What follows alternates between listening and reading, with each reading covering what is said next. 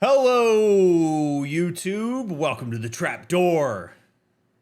And welcome to part 22 of Horizon Zero Dawn with a Therapist.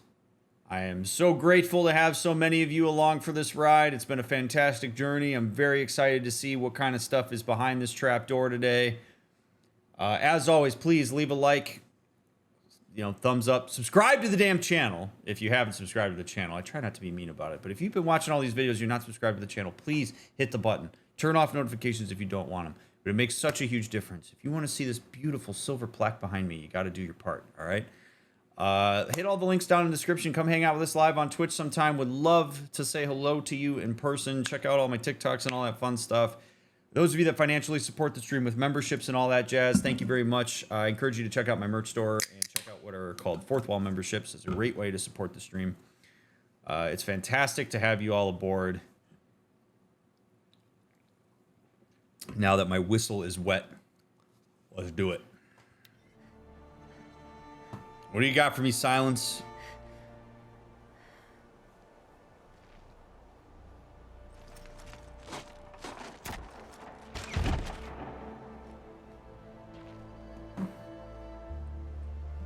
I'm heading down. I've spent a lifetime trying to uncover the secrets of this world.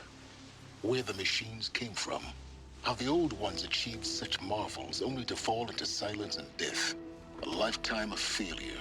As year by year, decade after decade, I hit walls I could not break, doors I could never breach. Hello. Until a Nora huntress marched out of the savage east. And voila, for her, all the deepest secrets of the Earth were laid bare. I suspect you will have an easier time with this door than I did years ago. Hold for identiscan.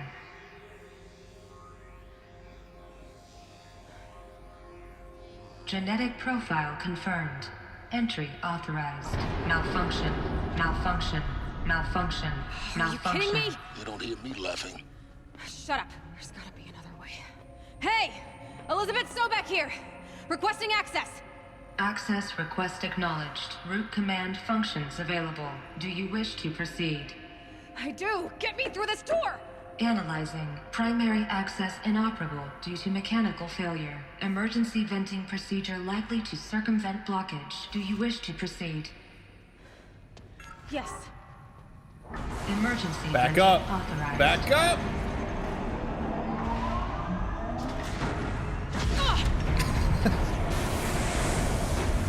I underestimated you. Think by now,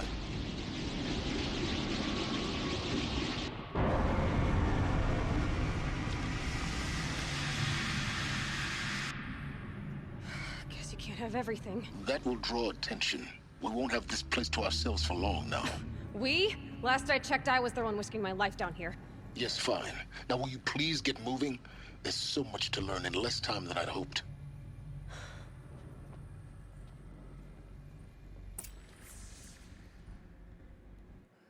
Okay. So I don't have like a mental health analysis here. I just want to sort of give my thoughts on a little bit of what I think is what's percolating in my mind right now as we open this up.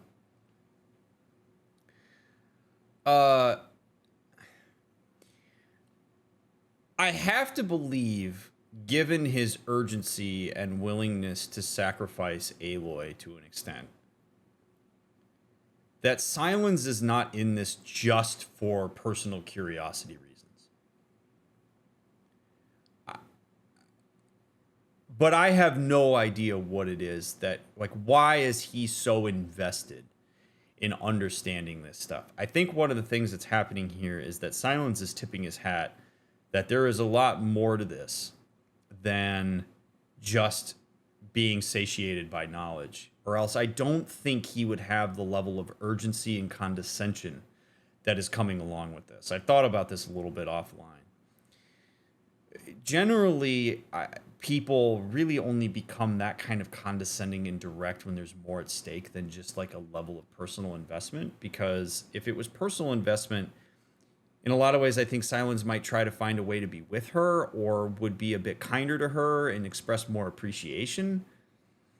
it seems like there's almost some sort of pressure on him to get this figured out. Whether that pressure is direct or whether it's indirect by some form of circumstance, I can't help but think that there's some kind of agenda sitting behind what Silence is bringing to us, and that feels somewhat bothersome to me.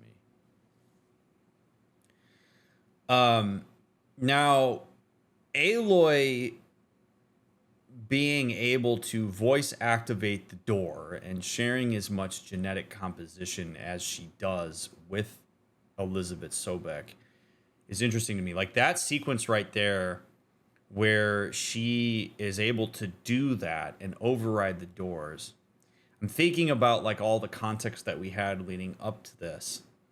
And it makes me wonder if Aloy is potentially less of a daughter of Elizabeth Sobek and potentially like not Elizabeth Sobek, but like a clone of Elizabeth Sobek. Because if I recall correctly, you wouldn't share that high of a degree of genetic composition with a parent. And so like being able to voice activate what I have to believe is a ridiculously sophisticated system here. Because these doors were created at a time where you had an ungodly amount of technological knowledge.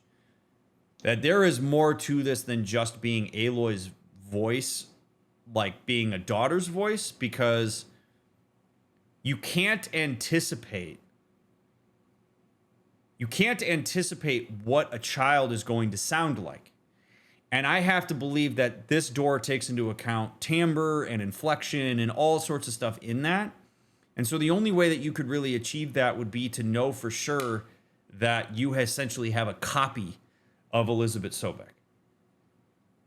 So again, I don't know how true this is, but like in seeing that sequence, all of a sudden I'm like, wait a second. Like a voice activated door that is ridiculously sophisticated being able to only be opened and overridden by Aloy's voice when she says, I am Elizabeth Sobek, bing, pings something in my head. So I'm hoping we learn a little bit more about Zero Dawn and all this stuff.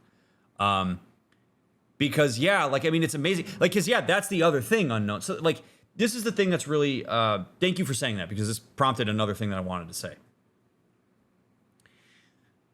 Her dialect would be affected in a lot of ways as a child by her surroundings. So you sort of take a huge risk even in having her raised as a clone in the Nora village. Like if the Nora had a certain voice inflection, it could be enough that it would change the dialect of her voice. But this door, I'm guessing, is more looking at like inflection and range and timbre, like I said, as opposed to that. And I just have to believe it's highly sophisticated enough that like you'd have to play the odds properly.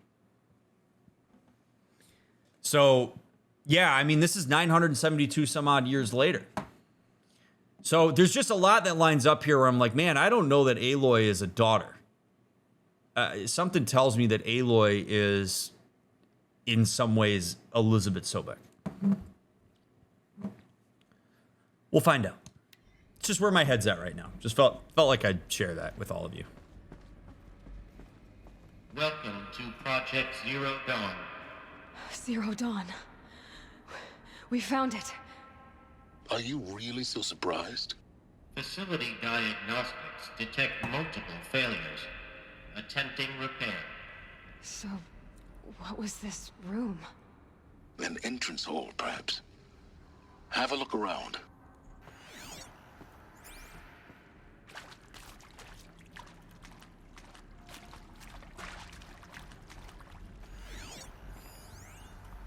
Another incident. From lounge staff to admin, another incident. This morning's unfortunate incident with Dr. Popovich is another example of reception's need for additional support. We appreciate that Zero Dawn is an immensely complicated project, but as the staff who serve on the front line, we're tired of being neglected. As we have already requested, we need human translator, fluent in Polish, for example. Security staff who can subdue enraged embryologists, for example, and dermal sedatives to calm persons who are screaming in Polish while hurling chairs and vases at reception staff, for example. Yes, most of the candidates are reasonably calm and well behaved, but we need help handling the exceptions to that rule. Please respond.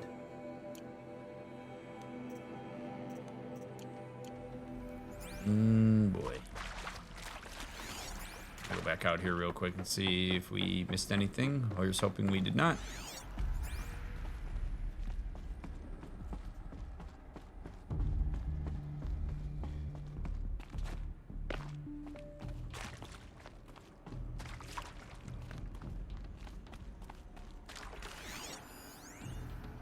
We need support too.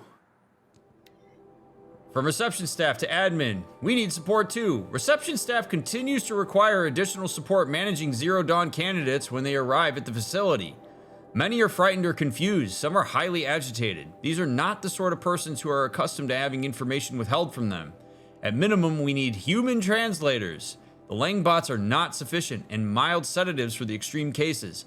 Any and all support would be welcome. Perhaps you could start by responding to one of these emails? Oh boy. Oh boy. So they had some form of volunteer for Zero Dawn.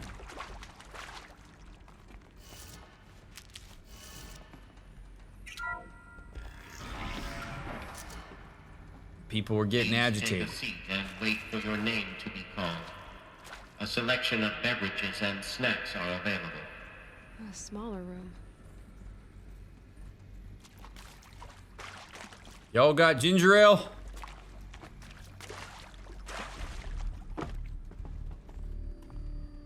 Get all these stalagmites and stalactites.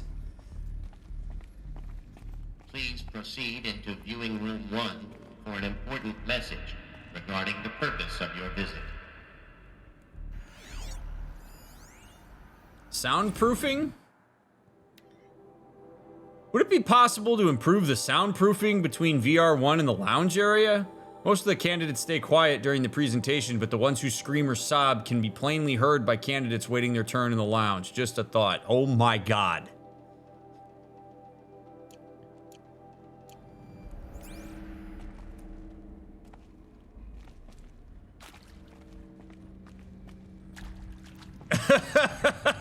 Oh god. Oh. What a nightmare. What a nightmare.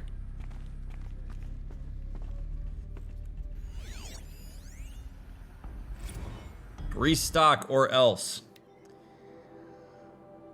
For the 5th time, please restock the lounge's selection of herbal teas. If I have to listen to one more egghead throw a tantrum because we're out of organic cucumber mint or blackberry sage varietals, I'm gonna lose it. Please respond, and this time no tempest in a teapot or steep demand jokes, okay?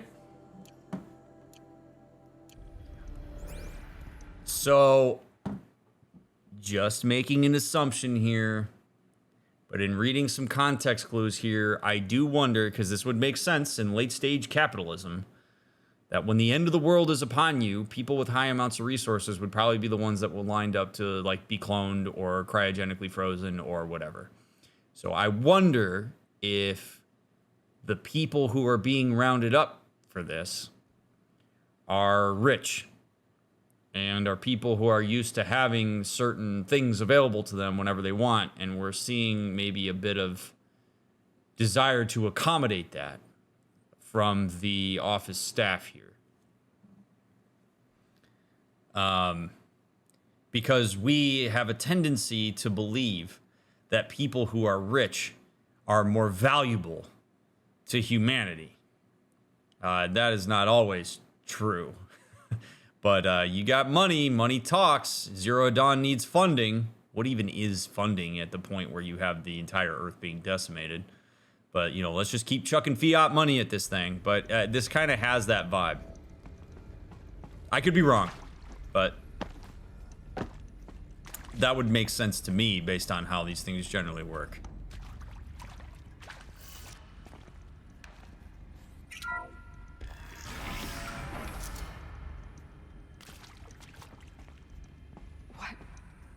What was this place? A holographic theater. ZB-01 data intact. Initiating playback. Oh boy. Do we scream or sob? Let's Welcome see. to Project Zero Dawn. I am General Harris, Chairman of the Joint Chiefs of Staff of the United States of America. I'm sure you've heard the rumors that Zero Dawn is a top-secret super-weapons program, the technological miracle that will save us from the Pharaoh Plague, if Operation Enduring Victory can hold off the robots long enough. The reason I'm sure you've heard the rumors is that I'm the one who spread them, and they are all lies. Zero Dawn is not a super-weapons program, and it will not save us. Nothing will save us. And here's why. By the time the glitch was noticed, it was already too late. Nothing could stop the Pharaoh Plague. Nothing can. Its robots will continue to replicate and devour the biosphere. Life on Earth will be destroyed. Our planet reduced to a barren sphere. Global extinction is inevitable. No matter how many we kill, the robots just keep exponentially making more. If we had their deactivation codes, we could shut them all down. The entire swarm. But since their cryptographic protocols use polyphasic entangled waveforms, cracking a code set would take half a century.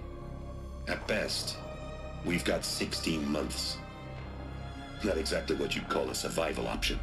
The destruction of a biosphere is not the sort of apocalypse you can wait out in a fallout shelter or a space station. There will be no Earth left to reclaim. Just a lifeless, toxic rock with several million Pharaoh robots on it, hibernating, waiting for something to eat. This is the horrible truth behind the lies of Operation Enduring Victory. My lies. Lies designed to inspire millions of innocents to sacrifice themselves in battle. Why? One reason.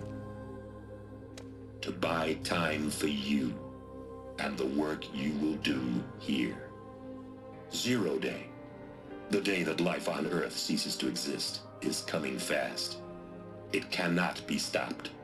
The hope of Zero Dawn is that something new might come after. But I will leave it to Elizabeth Sobek to shine that thin ray of light into the darkness. Harris, out.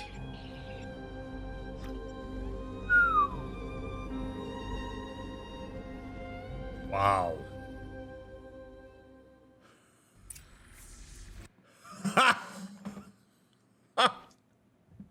Holy Christ. Oh my God. Oh man.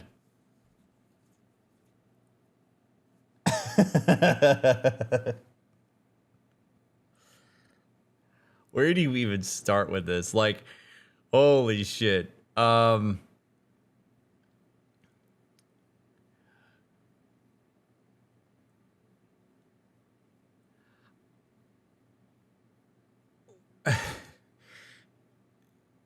It's an impossible situation. I mean, we've talked about this. Impossible situation. You want to talk about the extreme version of working with known variables. This is it. This is it.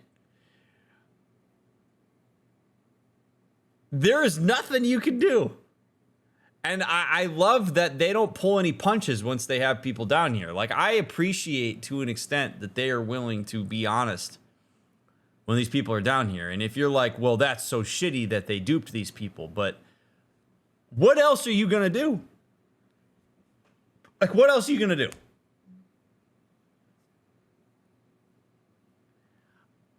I mean, do you let people live in a bubble of ignorance until a Pharaoh robot comes into their house and turns them into mush and consumes them in order to make another robot? Or do you give them hope such that they come down into a bunker and potentially have some sort of purpose for the last times of their life? There is no right answer here. And in times like this, this is where you want people in positions of power who can make difficult decisions, because the reality is a decision has to be made. There is no option. You have to do something. You know, they could have made a decision of, you know what, screw it. Let everybody just, smoke weed, drink the rest of the beer we have left, and wait to be turned to mush by the robots. Or do we engage with our survival imperative? And so they cultivated some really significant propaganda, which is what it is, in order to get people to buy into an idea that would get them to a point that they would show up in this bunker thinking that they are going to contribute to something that is going to help them survive. And the reality is, whether these people are told whether they will survive or not, they will not survive. So what do you do about that? I don't envy being in that position, having to make that decision. I don't. But somebody's got to make that decision, and you want somebody who can do that. And this guy did, and I love that he takes ownership of it. I love that he says, I lied to you. Everything you thought was true here is not. I mean, this would be a hell of a thing to have to take in as a group. This would not compute. You would probably watch this and maybe remember a quarter of it. Because you are getting a bunch of information you don't understand at a time that your expectations are being completely violated, and you've been told that you are not going to survive. That nobody's going to survive, and that there's nothing that can be done about it. That is S-tier awfulness.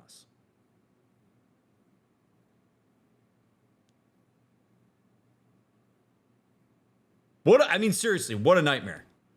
What a nightmare. So, of course, people are screaming and sobbing in this room.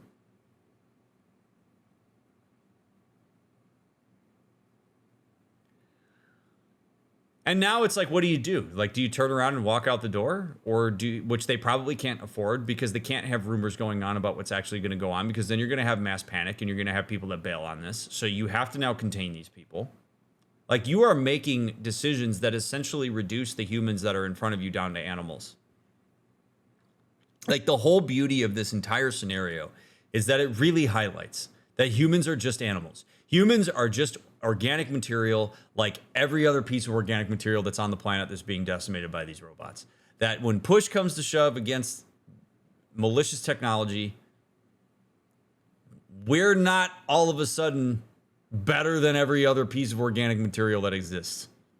And so now, in order to survive, we have to be treated as such. Oh, baby. I mean, it's terrible. And everybody in that room is going to react different relative to the lived experience they've had leading up to that point. People are going to compute it in different ways. People are going to have to deal with a bunch of cognitive dissonance. Like, you have a movable force coming at you at 16 months, and there ain't nothing you can do about it. You have just told a group of humans they have no control. No control. And that doesn't go over well for the human psyche. Jesus. That doesn't make sense. Life on Earth didn't cease to exist. He said it could not be stopped. But it was. Somehow Elizabeth saved us. I've got to keep looking. Find out how she did it.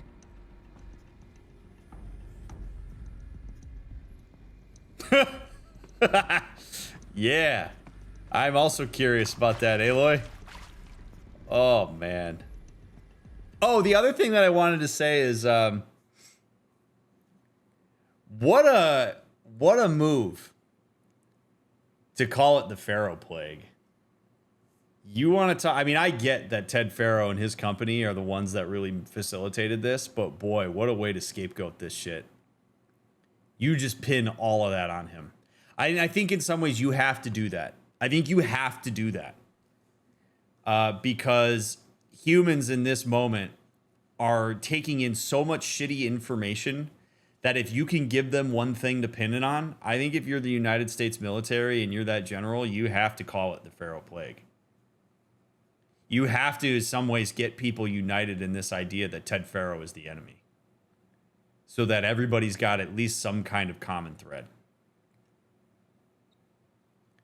It is Ted Pharaoh's fault, but Pharaoh is not the sole person here. He's not the sole person at fault. There's a lot of steps and people that were complicit in what he was doing. Does a lot of this fall on him? Yes, but again, it's just for the purpose of the human psyche, you need one specific thing to direct things toward. In real life, you generally don't want to do that if you can. You want to be careful with overloading accountability in one space instead of looking at all the systemic variables that are going on in this.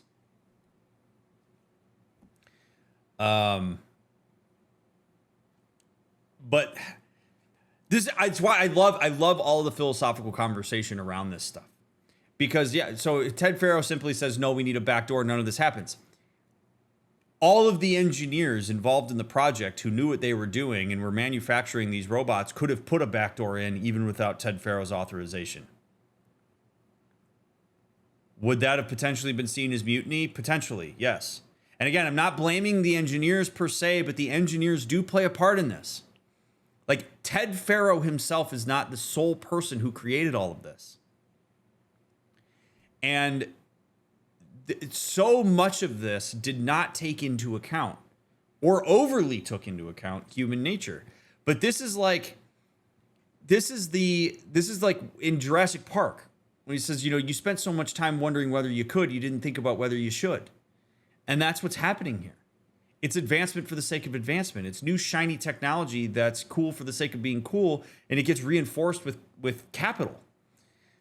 And so then certain decisions get made that have short-term benefit to profit and all this other stuff, but have long-term detriment. And so, yes, Ted Pharaoh bears a huge percentage of the responsibility here. But there are other people that are involved in this. And it's amazing because the propaganda around it being called the Pharaoh Plague is something that even we buy into. We saw Ted Pharaoh have conversations with Elizabeth Sobek. Ted Pharaoh didn't intentionally do this. He did it. The impact is way more important than the intent. But there are Ted Pharaoh was also embedded in a system that reinforced the desire to have these machines. The United States government contracted Ted Pharaoh to make some of these robots for their use.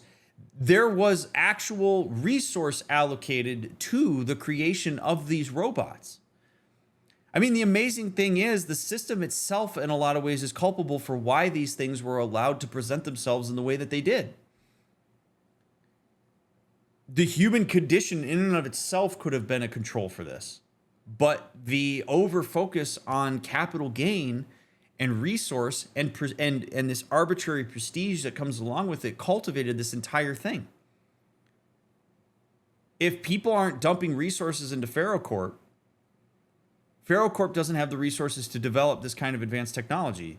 So Ted Pharaoh could tell you that he was fulfilling a need and that there was reinforcement and that the glitch was unanticipated and that, oh gosh. And it's like, yeah, but that glitch is causing the decimation of the of humanity. Are you at fault for that because you actually built the machines? Could Ted Pharaoh have also said, no, I'm not building that for you? He absolutely could have, right? But not everybody had to dump resources into this. We didn't actually have to reinforce this. We didn't have to engage with the technology for the sake of engaging with the technology.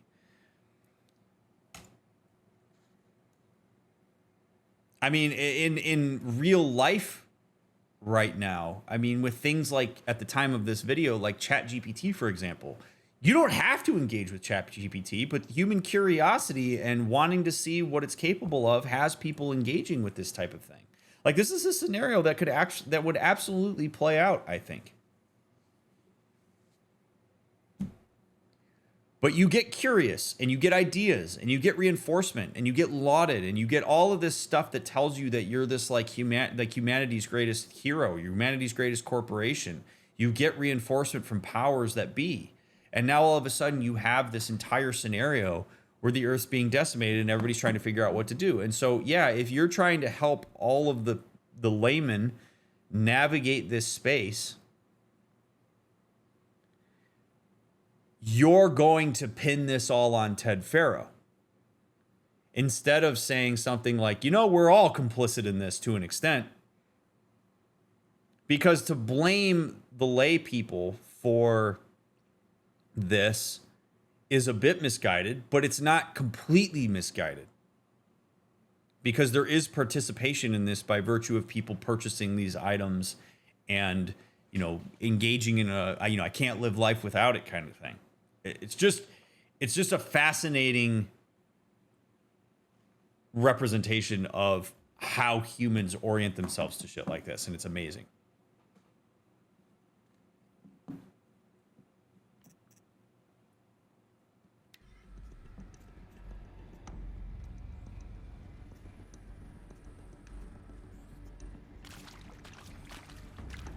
I actually have it, Steve. Oh, man. All right, let's learn more.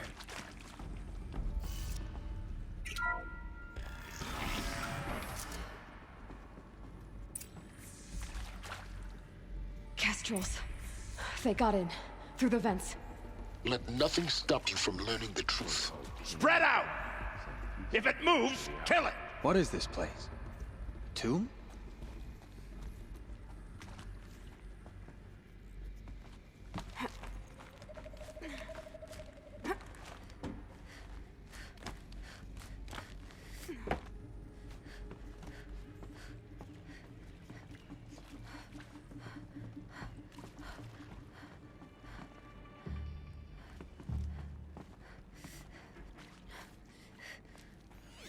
I keep forgetting I have my focus.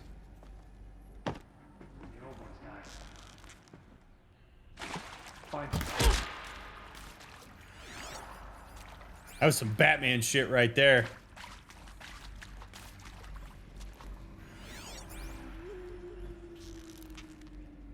Let's get this over with.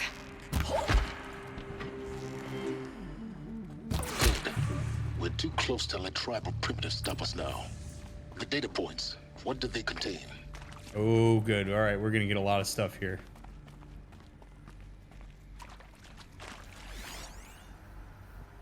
Interview with Tom Peach. It is accurate, yes. So these mechanical monstrosities, they don't just kill people, they feed off them? Not just people. All organic matter. Every living thing, dissolved into nutrients. Millennia of evolution, liquefied. The miracle of life produced a bloody biofuel. In a word, yes. Who did this? Pharaoh? That arsehole. Is he here? No, Doctor. Please, tell him Tom Pake wants a word. Now, get off! Get off!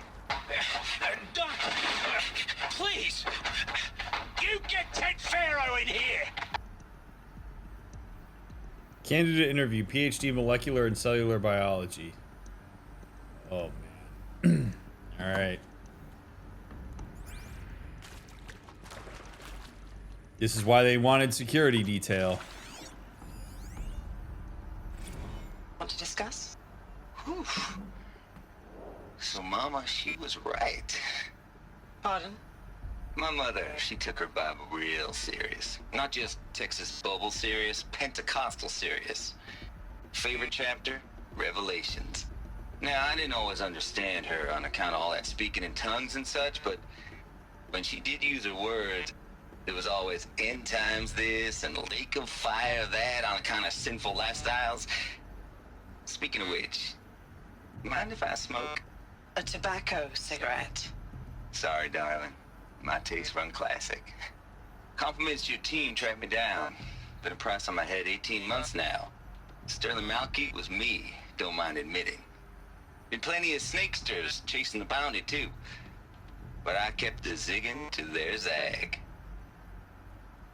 How'd you finger me? I believe Dr. Sobek listed you as an alpha candidate. Priority snatch and grab. Always suspected she had a little thing for me. Hey, I don't suppose you got real coffee in this place. You know, blood coffee? Conflict cappuccinos? Mr. Tate, I'm clearing you to proceed. Just go.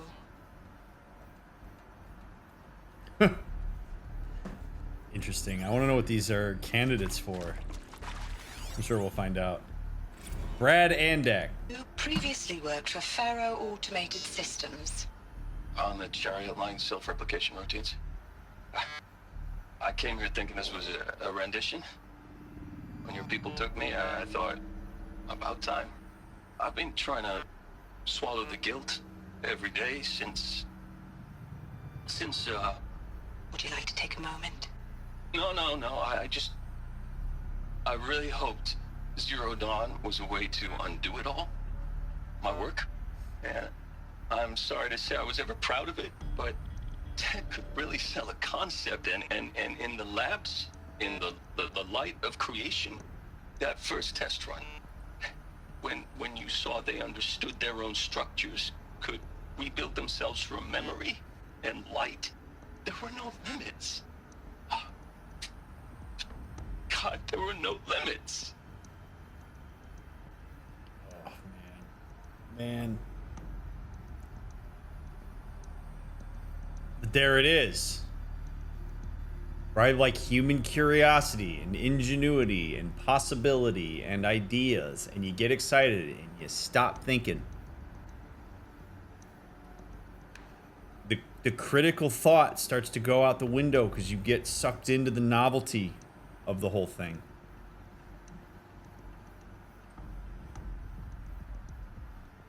There need to be conditions. There need to be limits. There need to be boundaries. If for no other reason than to protect yourself. Like this, it's terrifying. All of a sudden you start creating all this stuff and you see all this opportunity, but you're working with unknowns. Like total freedom and entropy is not ideal.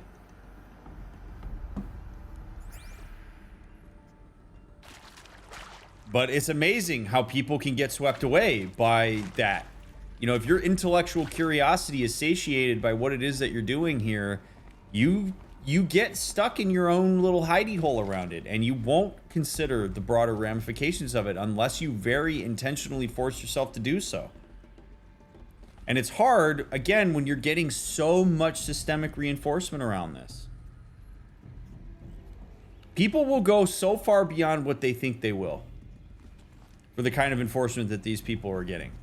Just by virtue of like what was happening and like the excitement of the project itself, and via all of the resources and stuff that were coming their way.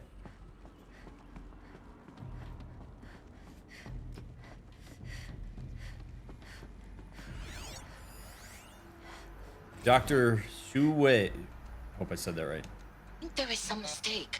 I don't understand why I was brought here. Why would you show me these things? I know that there's already a lot to take in. In the waiting area, I was seated with a Nobel laureate in biophysics and a monk, I think. He spoke neither English nor Mandarin. It is very strange. And General Harris? What was he talking about? The robot swarm, the Pharaoh Plague? I understand it is terrible, but it really cannot be stopped? Why tell us this? There are people in Shanghai, my friends, my family. They have joined Operation Enduring Victory already. It is for nothing? We will all die? We're going to be able to answer some of these questions. I just want to know why I am here. It doesn't make sense to me. You were brought here because of your skill set. No, that can't be right. I am an art historian. I know Dutch masters, Japanese calligraphy, Gerhard Richter. What does that matter now? Okay, so I'm guessing they were probably trying to capture people who could handle all the breadth of the human experience, essentially. Because if they're going to have to start over from nothing, then I guess they're probably going to want people to have like sort of a diverse skill set and diverse genetic pool. If that's what they're trying to do. I mean, I think it's fair for her to ask why she's there.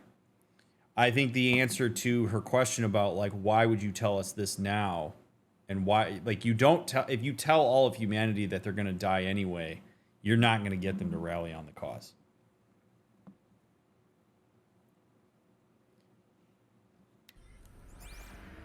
I mean, you're essentially, in some ways, placing a boundary around freedom in that. By giving people a sense of hope, you are binding them to an idea. If all of a sudden people know the reality, then I really do think in a lot of ways chaos would take place, because then you have people engaging with that information in the way that they want to, or the way that they feel is the right way to do it. But is that to the detriment of everyone? Like, it brings such an interesting philosophical question into mind here.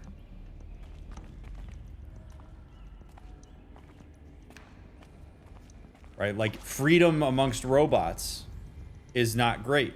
Freedom amongst humans, maybe not great. So let's put a box around this by saying that there are certain things that we can anticipate to get people to rally in a certain way out of ignorance for the greater good, whatever that may mean. And these people don't know any different, because this is the information they're getting from the powers that be who decide this stuff. You know, would you rather live in ignorance, or would you rather know?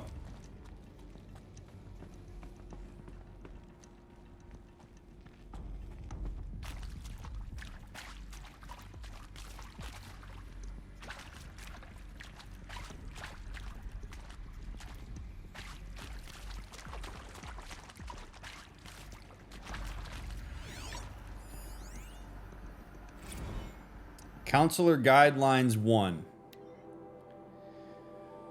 Oh, good. So if I had a job during this time, this would probably be me. So let's see what I'm supposed to do when people come in here.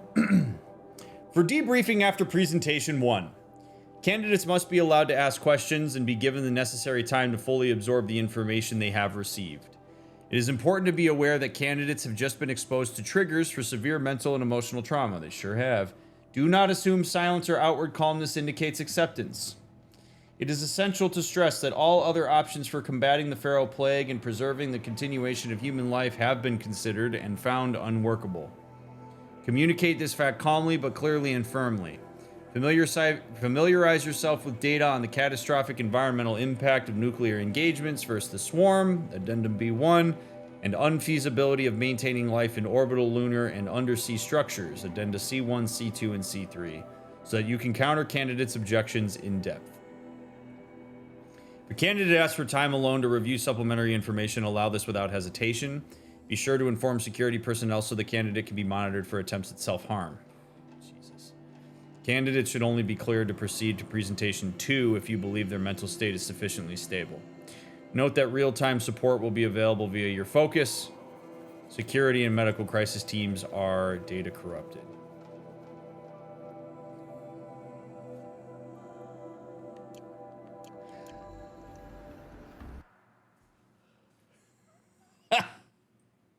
Holy shit. You know the wild thing about this?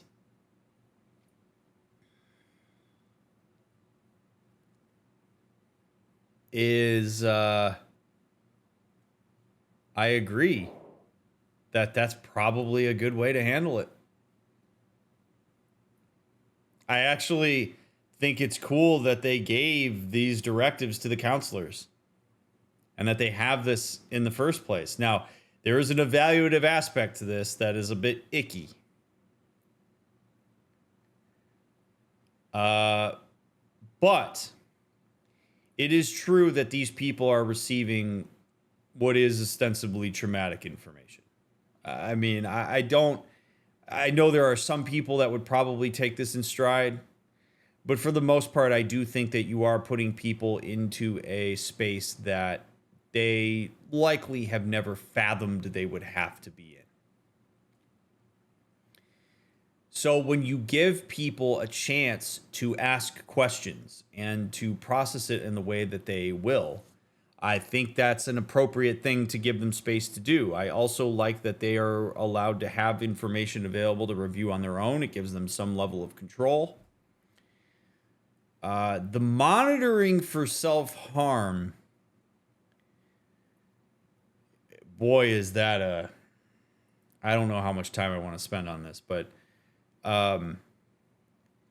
in this scenario,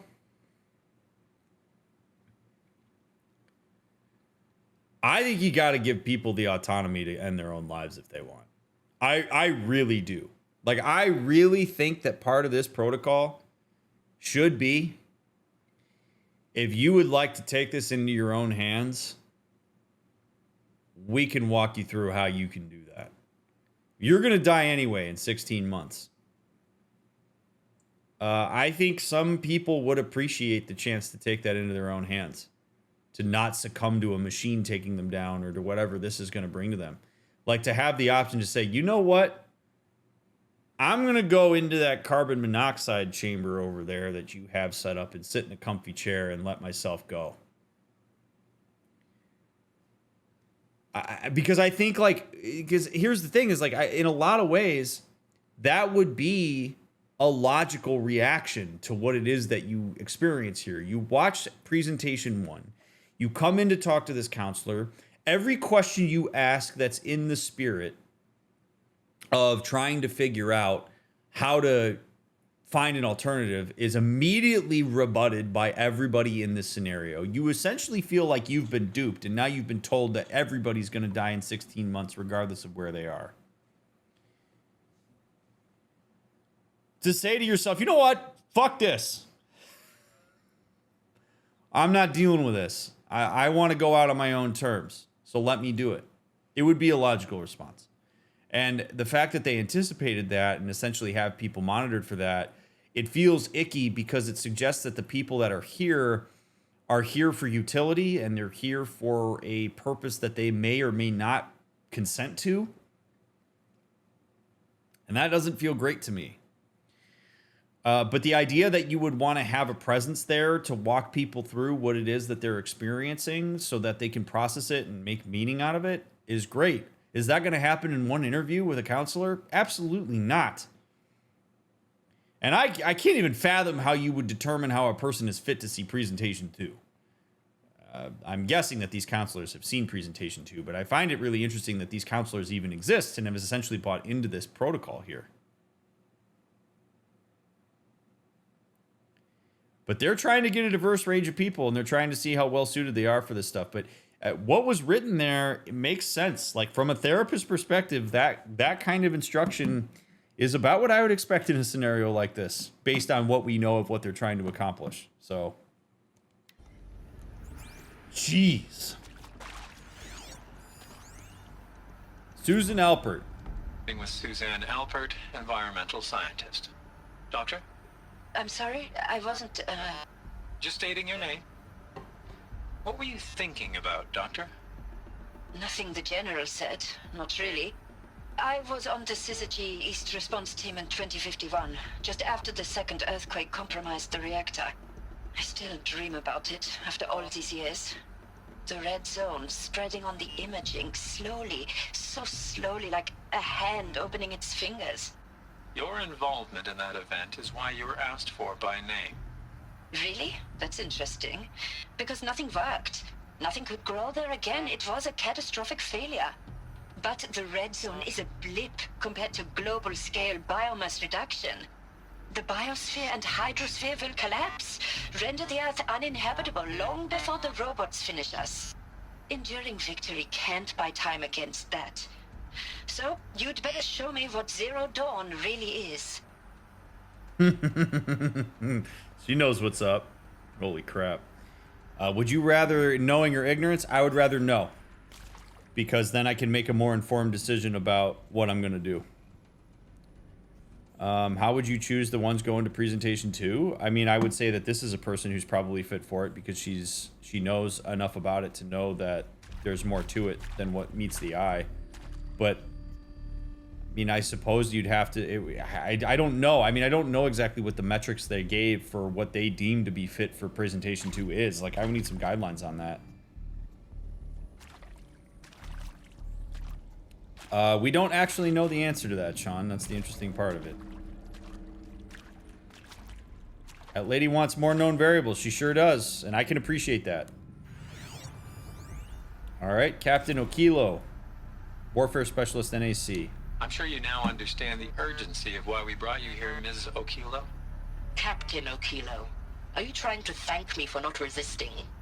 I believe we couldn't negotiate a diplomatic solution. When it came to my country's lithium, it was always a swarm that would be sent to negotiate. Metallurgic International, U.S. Robot Command. The markings changed, but the robots were the same. You have had considerable experience in human-robot conflict. Yes, and I've got the prosthetic limbs to show it. Yet I continue to face this horror, even though the challenge was great. Cyber warfare. I thought Zero Dawn would be a Manhattan project to generate the deactivation codes. With the resources I had, I estimated code breaking to be a hopeless endeavor. I was almost looking forward to being proved wrong. Unfortunately, your estimation was correct. As your General Hera said. So then, you did not bring me here to commiserate. What is left? Yeah, so to me, I think what we're seeing is, I mean, they're wanting to see people who understand. Like, people who really realize that there's more to this than they're letting on and can, I mean, appreciate sounds like there's a positive connotation to it, but who can at least kind of like appreciate that there's more going on here than what meets the eye. And who have a realistic understanding of what's actually at stake here. Who have enough information. That seems to be a common thread among some of these people who are potentially more equipped to move forward. Like, she's a great example of that. Like, I know you didn't bring me here for X thing. You brought me here for Y. So, you know, let's cut to the chase here. Give me more information. I think people who want more information are going to be desirable here, as opposed to people who essentially shut down and freak out and are like, no, I can't handle more information around this.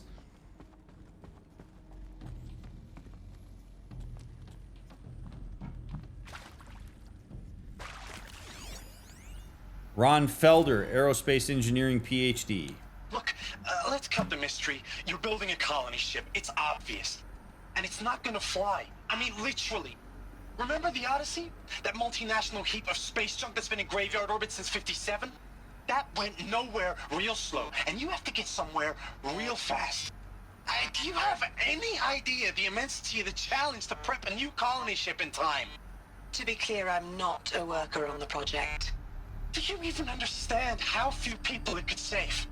The whole generation ship concept is not gonna happen. It's the first thing you'd abandon in favor of embryonics. For that kind of storage, we're talking a lot of bulk, a lot of power, a lot of resources.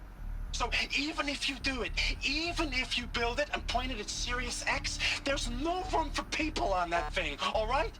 If you could try to remain calm. You people are crazy if you think you're getting off this rock. No one's getting off. Medical. Oh, I don't think you have to. See, okay. Just because a person's calm doesn't mean that they are, like, in a better place. Like, this guy being agitated by all of this makes complete sense. It makes complete sense to me. Look, how people respond to this scenario psychologically is going to depend a great deal on a whole host of factors. One of the key factors being resilience and distress tolerance. I mean, really, those are things that are going to impact the way that people take in this information. In the case of this guy, he unfortunately, in a lot of ways, knows too much.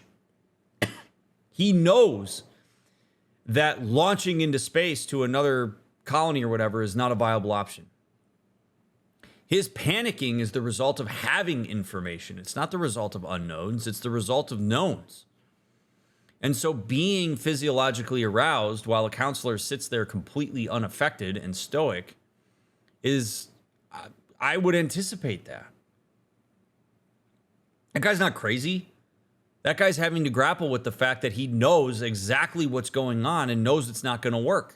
In the same way the environmental scientists did, in the same way that the military leader that we just listened to did. Like, these are people that understand the reality of what it is that's going on. And then the question becomes, like, do you get crippled by knowing that information to a point that you just completely shut down? Or do you take that information and say, okay, now what?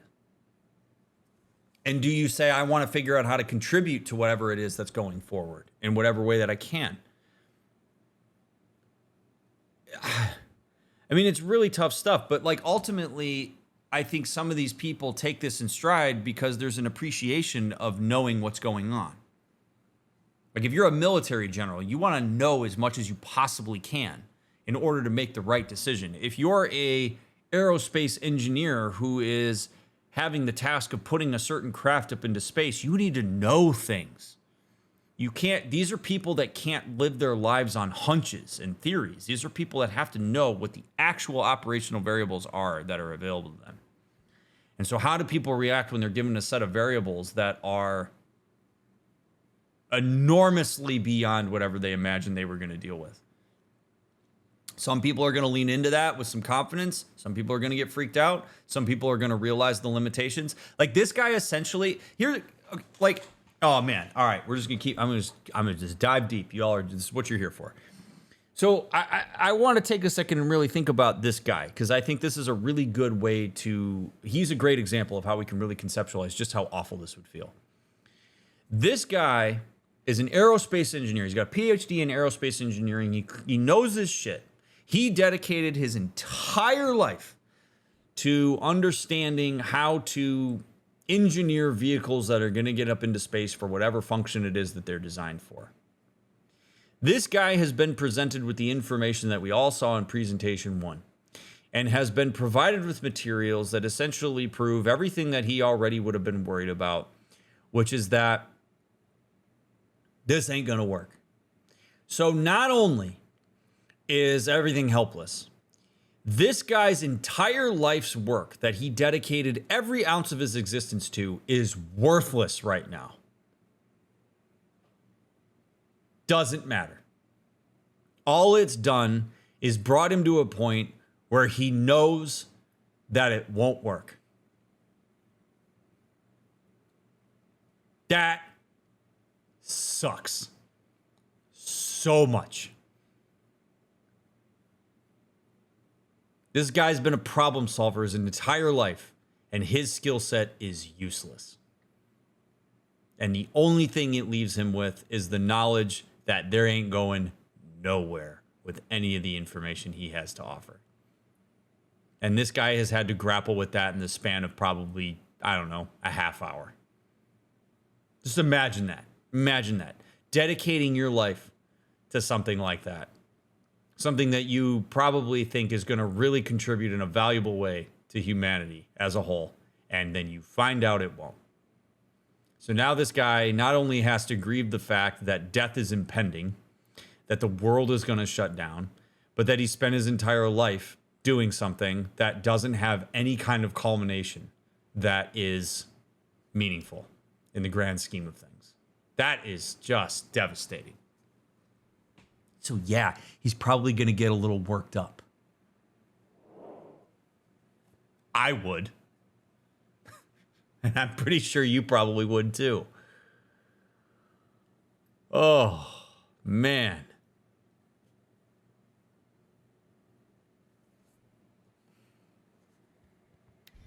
What a horrible thing to grapple with, man.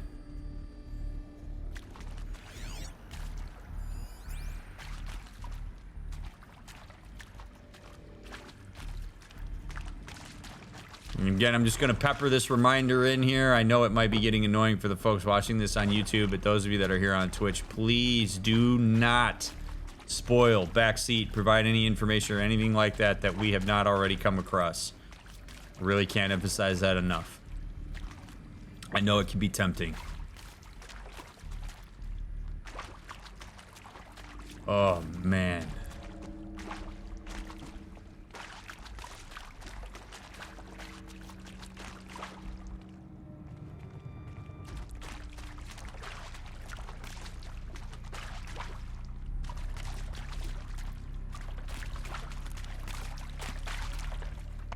It's just so depressing. It's so depressing, man.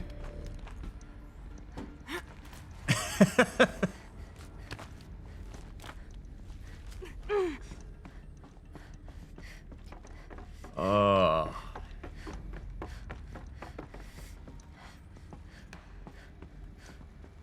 I really appreciate how like well constructed all the lore in this game is. I love the way we're learning about all of this. It's just really fantastic. So, presentation 2. Let's see what we prepared and cleared everybody for.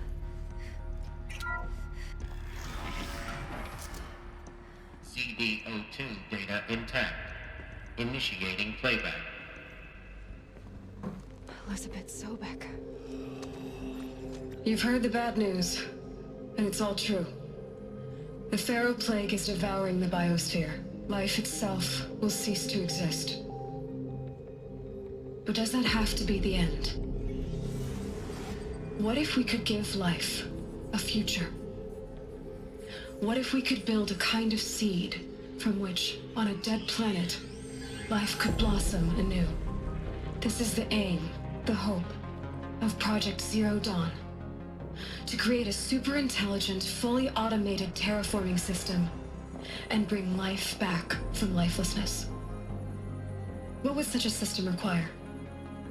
At its core, it would need a true AI, fully capable of making the trillions of decisions necessary to reconstitute the biosphere. An immortal guardian, devoted to the reflourishing of life. We call it Gaia. Mother Nature as an AI. But that's just the core of the system. She will need to be surrounded and empowered by a comprehensive suite of subordinate functions. Think of them as extensions of Gaia's mind, each dedicated to a specific purpose. Now, these aren't AIs, but make no mistake, each presents an engineering challenge more profound than anything the human species has ever before attempted. Hardware that preserves and then gestates the billions of seeds and embryos from which life will be reborn. The construction of underground facilities to hold it all. And that's just the start. We don't have to build the entire system. The beauty of a fully automated terraforming system is that it can build itself. Just now, like over the the days to machines. come, you'll learn how all these functions, all these pieces that you'll be working on, fit together.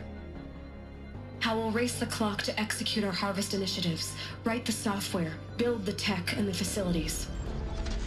How we'll lock it down and seal it up before the inevitable occurs. But even more important, you'll know how it doesn't end here. How Gaia will generate those deactivation codes General Harris talked about, and build the transmission arrays to broadcast them, shutting down the Pharaoh robots for good. Oh, that's what that spire How is. Gaia will not just build, but imagine any conceivable robot it needs to do its work across centuries. From detoxifying the Earth's ravaged atmosphere and poisoned seas, to the regreening of the Earth from cryopreserved seed stalks, to rewilding the Earth with animal life. And then, when all that is done, how a new generation of human beings, spawned at cradle facilities around the globe, will partake of Apollo, the vast archive of human knowledge and cultural achievement from which they will learn of us, our world. And most important, how not to repeat our mistakes. It's Good not luck. an impossible dream. It is within our grasp if we work tirelessly and stop at nothing to achieve it. We can't stop life from ending. But if you will help me, help Gaia, we can give it a future. Join me and help make that future real.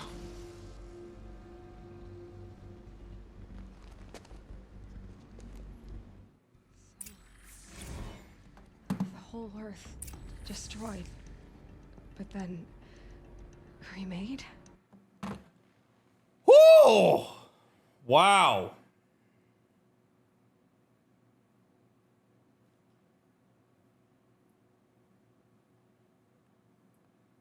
I mean, that's really interesting. I mean, it starts to really get the hypothesis juices flowing. That Gaia, now all of a sudden you start to wonder, like, is that what the All-Mother is? That everybody, like, sees this Gaia somehow, and that all came from that? I mean, those spires, the machines are actually the good guys because they're re-terraforming the Earth. That's good shit. Super ambitious. what's wild is that, like, you would never have a group of people sitting in that room that could understand the entirety of all of that.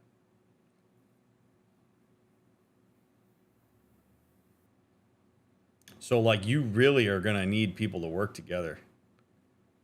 That is, I mean, it's really fascinating. It's essentially using the same process to fight the process. But what's interesting is obviously something went wrong. Because when you still have like the death machines and the corruptors and all that stuff, and you have a group of humans that are trying to reactivate those, this feels like something got messed with at some point. Yes. By a machine. A machine of creation. Elizabeth did this. For life. For us. But why Hades then? If it was part of Gaia, how'd it end up in the wreckage of a Pharaoh robot? And why does it want to kill me? And Apollo, the Archive of Knowledge, what happened to that? A great question. I'm as confused as you are. Maybe the answers lie ahead. The only thing, so yeah, right. So it's so interesting because when the humans repopulated, they're very tribal, which is such an early representation of human development, like in the spectrum of like just the overall trajectory.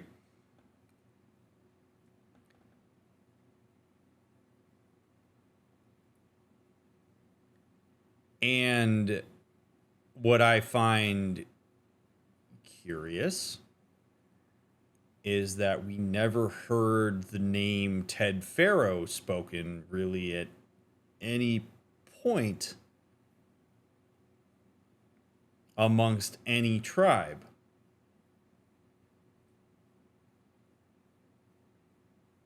And I would think that the only person who has any kind of investment in making sure that his name is not attached to this when humans are re-brought up would be Ted Pharaoh. Which makes me wonder if old Teddy might have tried to mess with this a little bit because of his ego, not wanting to be remembered as creating the Pharaoh Plague. I wonder if old Teddy tried to clear his name via sabotage. Oh, man. We'll see. Oh, boy. I love this. Got my brain just working.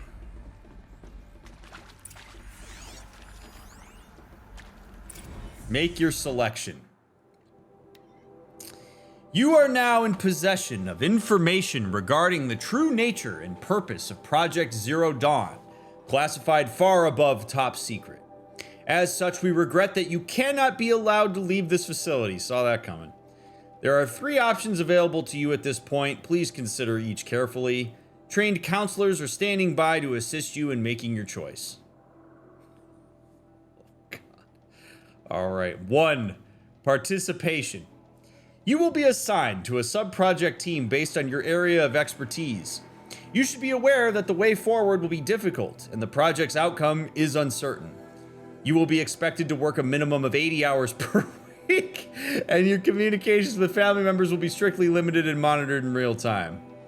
Upon successful completion of the project, you and your immediate family or 2 persons of your choosing will be transferred to the Elysium sealed habitat to live out the remainder of your natural lives. Holy shit.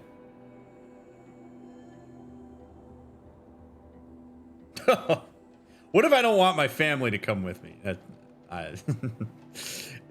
Or 2 people of your choosing is a nice little addendum on that. 2, indefinite detention. Should you choose to decline participation in Project Zero Dawn, you will be confined indefinitely. Oh, that sounds fun. You will be given 48 hours to reconsider, at which your decision to refuse participation will be considered irrevocable. Every reasonable effort will be made to make your team of confinement as comfortable as possible, or your term of confinement as comfortable as possible, but you will not be permitted to contact with the outside world, and death within 18 months due to the Pharaoh Plague is inevitable. When the Zero Dawn facility is abandoned, detainees who wish not to opt for medical euthanasia will be released. Okay, so you can opt for medical euthanasia. All right, at least there's that. But jail and euthanasia. 3. Medical euthanasia. The information you've just received understandably calls into question the purpose of continuing to live. If you would prefer to end your life at this point, pain-free medical euthanasia is available. A 48-hour waiting period is required, during which time you may instead opt for participation or confinement. Please notify a counselor when you're ready to make your choice, or if you have further questions. You know what? I respect that. I do. I respect that. If you've watched my playthroughs and if you've listened to me talk about this in any capacity, you know that I would absolutely back that as an option, and I appreciate that they gave it.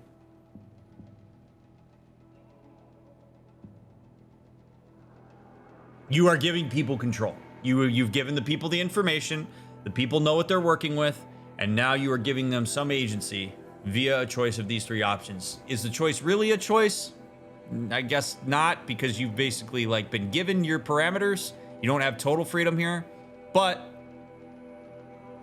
you do have options here, and I appreciate that. And it's realistic that you would put that in there. I respect it. Now that you have that info, would you agree with the position of the counselors? Would you do that job yourself if asked? I think I probably would.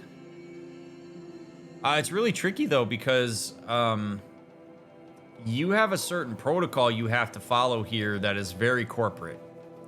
But I think if I was into the idea of helping humanity figure out a way to survive, and it meant me surviving in a meaningful way for an amount of time, if my role as a counselor to help these people make this decision was something that was valued and gave me some longevity and a chance to survive, I probably would do it.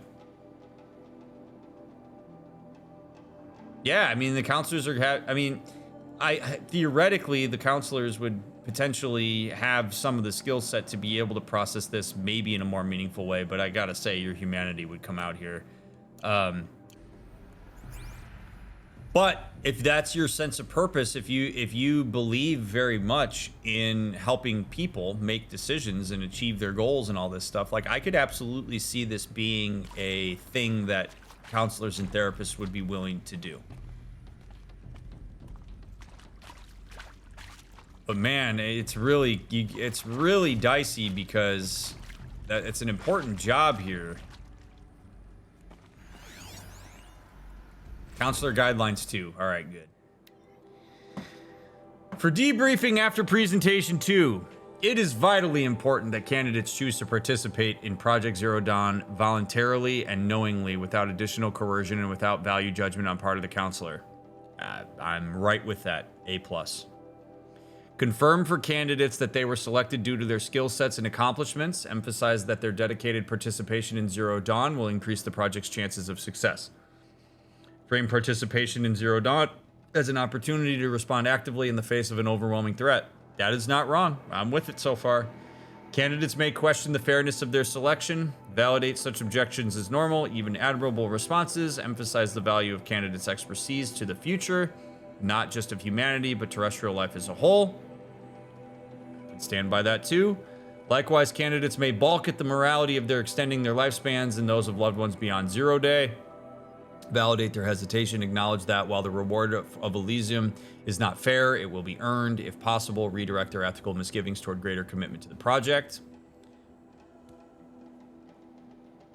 When candidates challenge the plausibility of Project Zero Dawn, permit them to review Dr. Sobek's presentation as many times as they wish and allow access to supplemental articles GO1 through P20.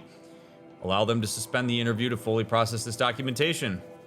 A significant minority of candidates will elect for medical euthanasia. It's important to receive this decision kindly and without judgment. Advise them of the 48-hour waiting period, during which counselors will be available to discuss their decision. Emphasize that euthanasia will not occur without repeated consent when the procedure is scheduled to take place. No one will be euthanized against her or his will. Candidates who elect indefinite detention must be informed that they have 48 hours to reverse their decision, after which the decision, data corrupted. I am 100% all on board with everything that was written here. I have to believe that they consulted people on this. I have to.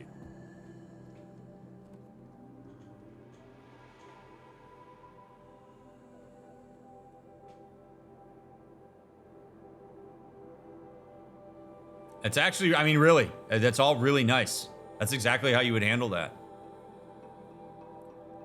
I love the idea that you respect people's decisions. The redirection is not nefarious. You are inviting people to make informed decisions based on the information that they've been presented with. There is space for them to process it emotionally however they will. The 48-hour hold, I think, is totally fair because it mitigates the possibility of an impulsive decision based on the physiological arousal. I appreciate the desire for people to have autonomy with this decision and the respect for it. Yeah, I mean, it's well done. I respect it. I mean, I don't like the 80-hour work weeks, but at least people know what they're getting into. I appreciate. So here's the thing: is like you have to handle this with great care because you have to remember. I think one of the core issues that you're dealing with from like a standpoint as a therapist or counselor in this situation is that the entire foundation for why these people are in here is they were duped. So you have already established a loss of trust as the foundation of this entire experience.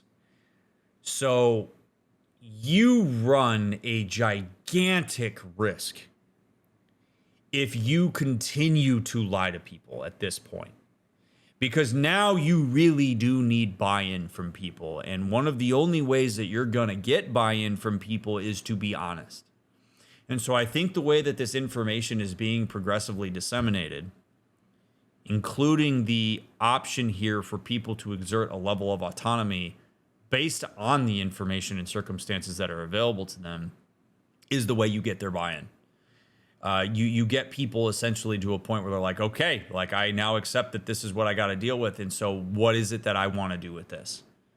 Do I want to be confined to a space to essentially die a terrible death? Do I want to engage in working through this in whatever way I can with the promise of this like Elysium place where I can live and survive for however long I'm going to live and survive? Or do I end it now and take control over that? Those are the only options I see, because you can't release people back out into this.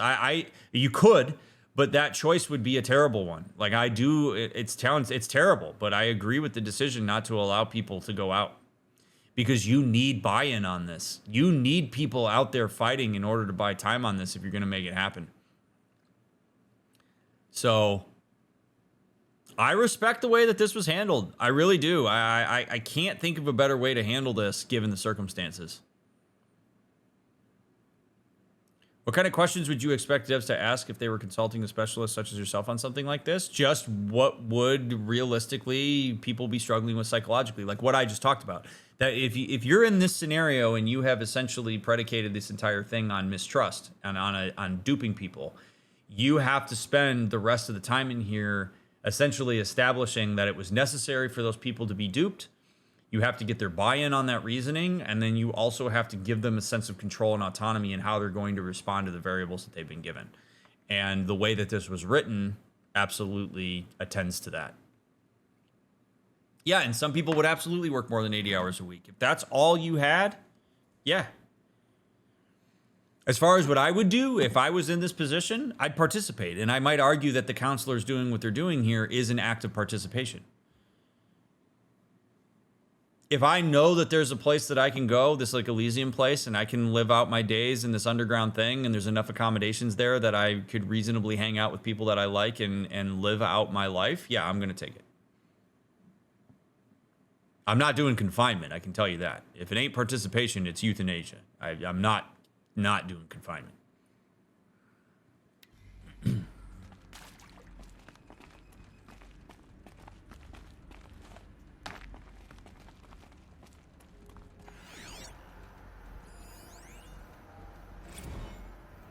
Interview 2, Brad Andek. Of course I'll do it.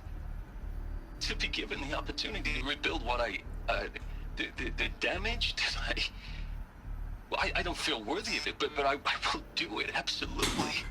I want to stress that this was never about your culpability. It is to me. Dr. Sobek, Margot, they were smart to get out of Pharaoh when they did, but not one of us took it as a warning sign. It just told ourselves that we're cut out for the BTRI cabals. That's the better than rapid innovation. Better at competing, better than the next guy, a better killing machine. It's just amazing how a century and a half of science fiction did nothing to swerve our species from the path of doom. I mean, I'm done with that life. I mean, I will work hard, twice as hard to earn this, for my family to have a place in Elysium.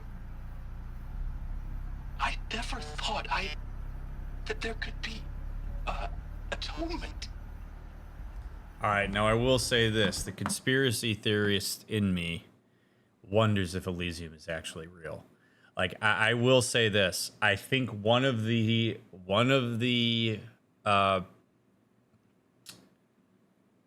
conditions I would have for participation would be I need to see Elysium. I need to know that Elysium exists. Because if you essentially talked about Project Zero Dawn as the nuclear warhead that's going to take out all the machines and give us a chance at life, and that was not true. So I am literally here in part because I believed that there was something better than what actually exists. And so if you're going to use Elysium as a carrot to dangle in front of me, so that I work really hard because I think that I'm going to have a space to go hang out with my wife and my immediate family,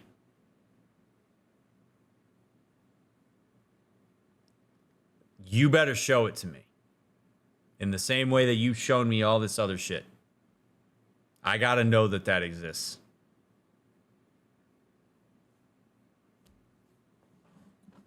And if it doesn't, then, you know, my Elysium is the sweet embrace of death.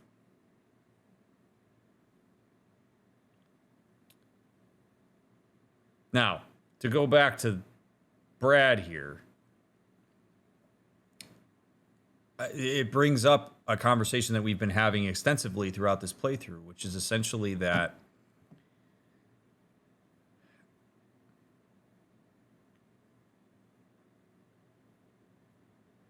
Elizabeth and Margot and whoever this other person was who was talking about did decide to leave. They did decide to stop participating in this.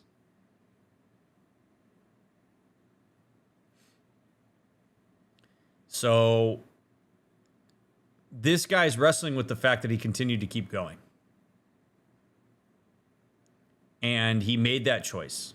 And even though Ted Pharaoh was very charismatic and was given all sorts of cool information, this guy's realizing that he could have stepped back from this and he chose not to. And now he wants to atone for it. And you know what? Like, good for him. There's nothing he can do about what he did in the past. The only thing he can do is respond to it and move forward and try his best to atone for it. And if this guy has the knowledge to be able to do that, I don't know that throwing him in a jail bunker right now is a good idea. I think you have to harness what he knows. So, one more time, I want to reiterate, chat, for anybody who might be in here for the first time. Please do not speculate or spoil or give any information that has not already been provided within the playthrough.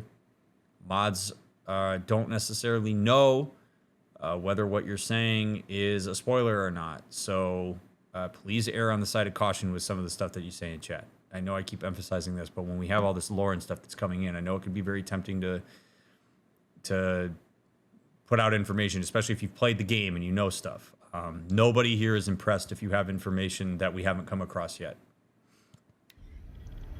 Also, I just want to say to everybody who is here on a more positive note, I really appreciate y'all being here. I hope that my thoughts are meaningful to listen to in some way. I'm just sharing my perspective on this stuff.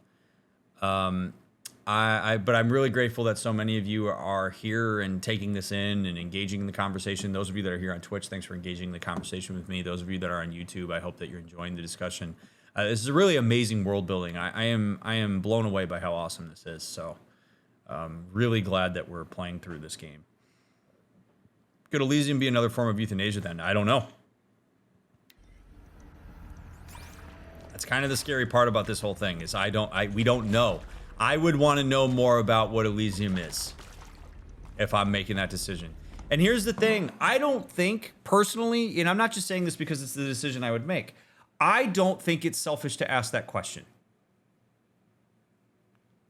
I don't. You got to give me something. Like if I'm going to devote all of this time, like the salvation of humanity is all well and good, but people need personal incentives to do stuff. Some of these people are going to do it because they absolutely believe in the greater good, but there are people like myself who are going to say, you got to give me something out of this. Because if you're going to give me the option to end it right now via non-painful euthanasia or work my ass off 80 hours a week toward the same demise as everybody else upstairs, I got to really sit with that. And I think it's fair for people to contemplate that. I really do. Your needs matter too. As much of a shit sandwich as this is, I got to know that the thing you're dangling out in front of me is true. And that I'm not being duped again. It may be Hornet, but I still need to know what it is. We haven't heard anything about it other than it exists by name, and I don't like that.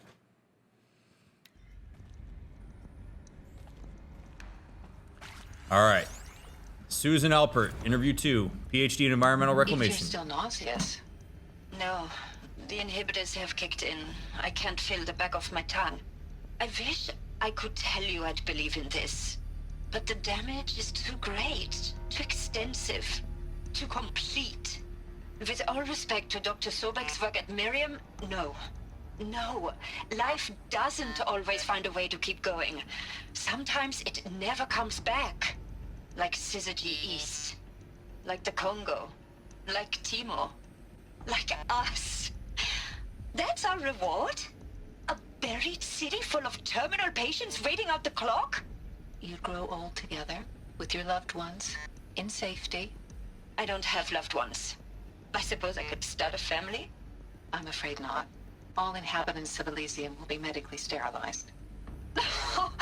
A habitat capable of sustaining a starting base of 2,000 individuals for up to 100 years is a huge challenge, Dr. Alpert. If the population grows instead of diminishes, everyone will be dead inside 30 years. I knew it.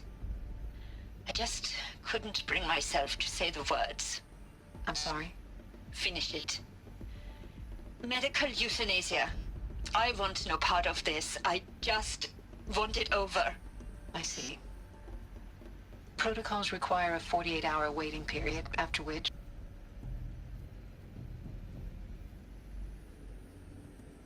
Makes sense. I get it. I get it. As a person who doesn't want to have kids, that's fine with me.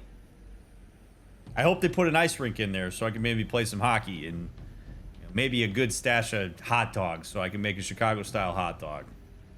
But I get it, right? Like, if you're like, I don't have anybody and I don't really have anything beyond the work that I've dedicated my life to, and I don't really believe in what's happening here, and I don't want to do that. Totally fair. I can understand the decision, but I also get it. You can't have people having kids in there. I totally understand. It's what, again, this whole thing sucks ass. There's no good way. There's no way to have your cake and eat it too here. But this is what I appreciate, is that people are getting more information so that they can make informed decisions about what they want to do. She says, screw it, I'm out. Give me the medical euthanasia. Totally respect the decision. They have VR hockey? Well, that'll have to do. Ron Felder, interview 2. See to make sure I behave this time? Security, for your protection. Would you like to discuss how you're feeling? Sure. I'll tell you. Surprised. No, flabbergasted. Like my own man would say, flabbergasted. That vein pumping in his forehead.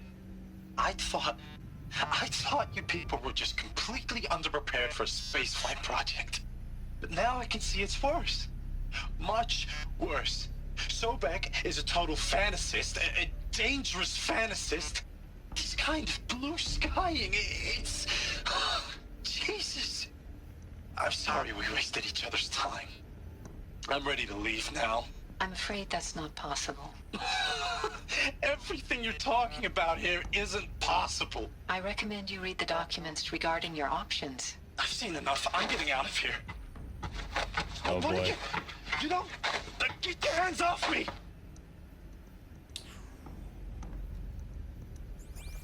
Can only imagine what that protocol is for when that happened, and they had to have anticipated that that was going to happen. I suppose... Medical wing inaccessible. My guess is that they probably would sedate that person, then bring him to a point where they can make the decision on what they want to do, but holy shit. God.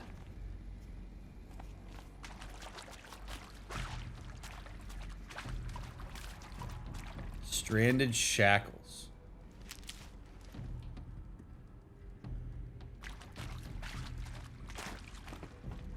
So I noticed that there was a...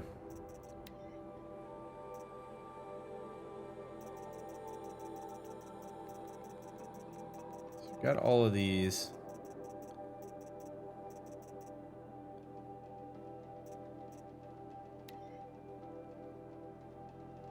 Oh, so it's just a script of what it is that they said. Okay.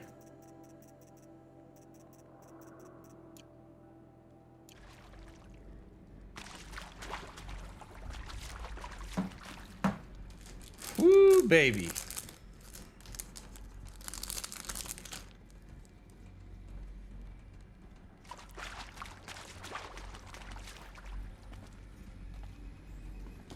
I'm guessing this is the euthanasia chamber.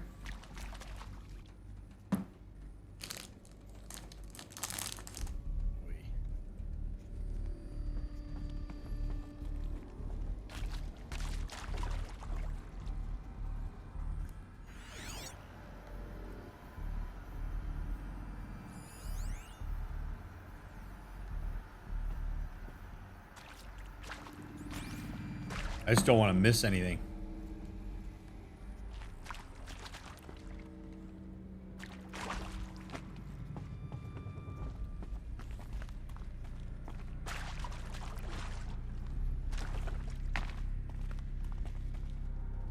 All right. Keep it moving.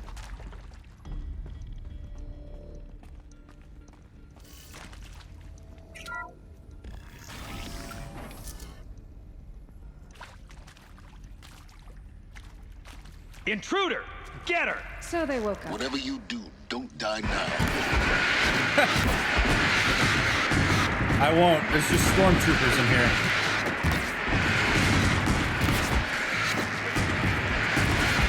Total stormtroopers. Jeez.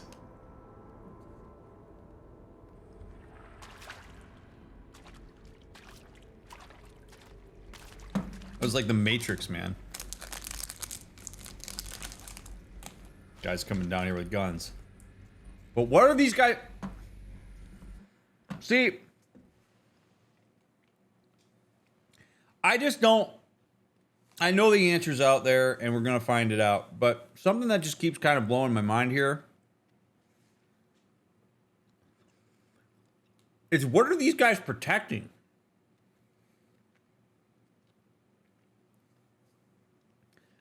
Rhetorical question. Don't answer it.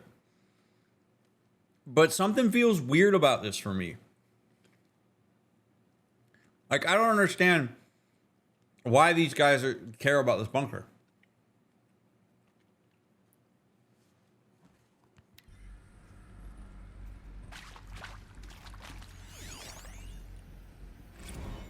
Tom Page. There we go. I hashed it out with them, what the point of Artemis was.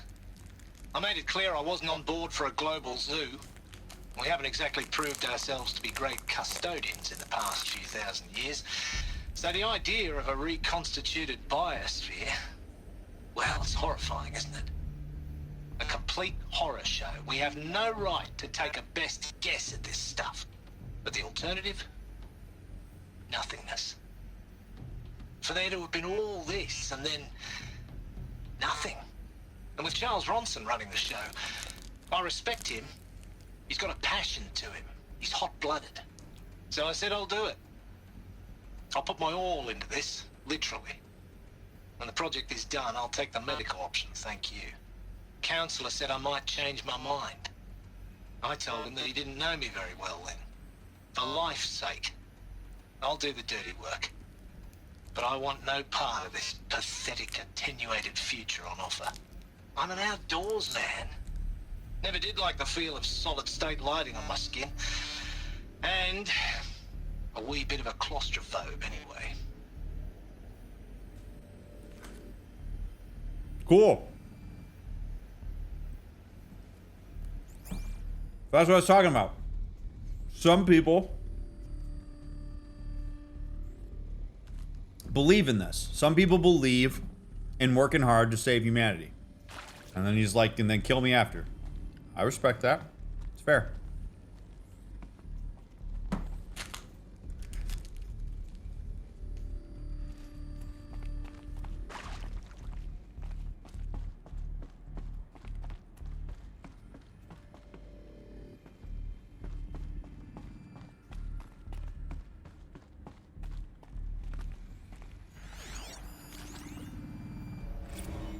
Christina Zouvet.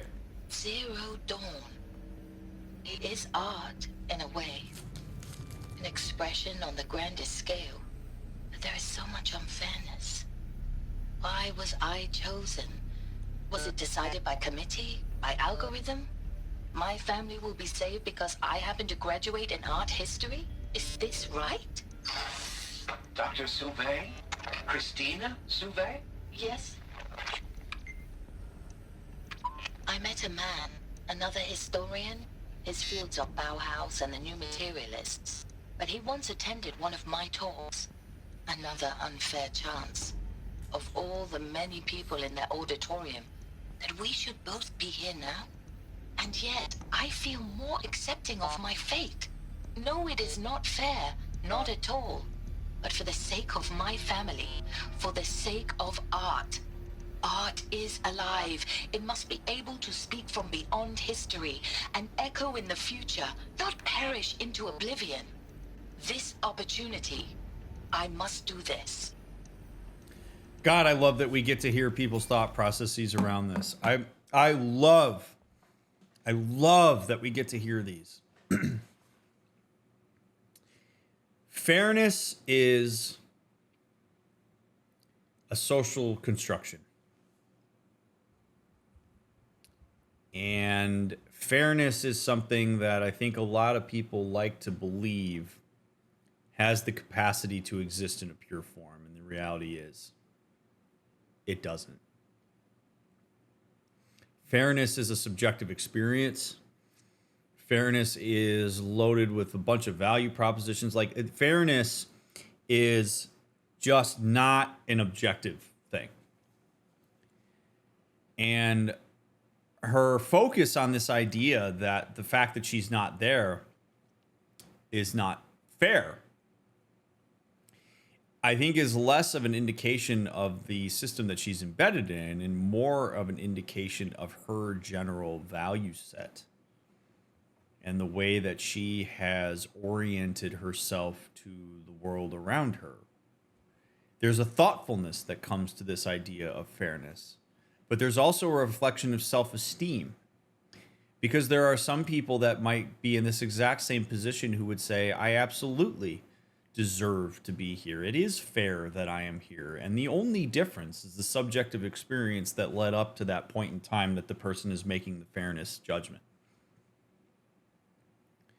So I prefer to look at that as more of a reflection of her and what it is that she's dealing with rather than like the abstract concept of fairness. And if I was the counselor talking with her through this, that's probably a conversation that we would have. But I think it's important to understand the nuance of fairness, because we all construct it to be something a bit different relative to our own inductive experience of the world. If I was a counselor in this position, how would I handle somebody's survival guilt?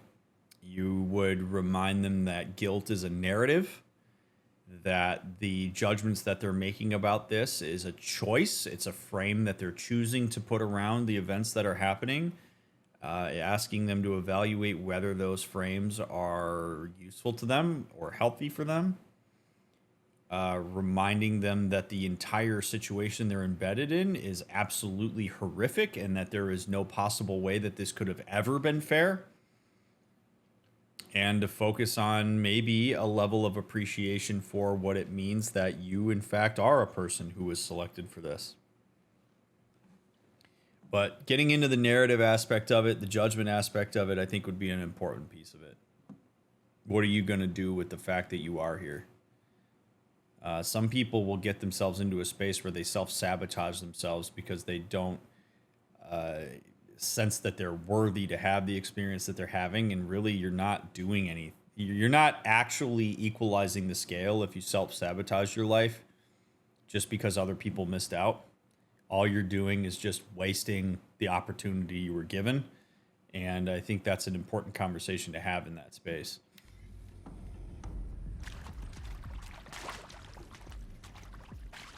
I'm loving this, man.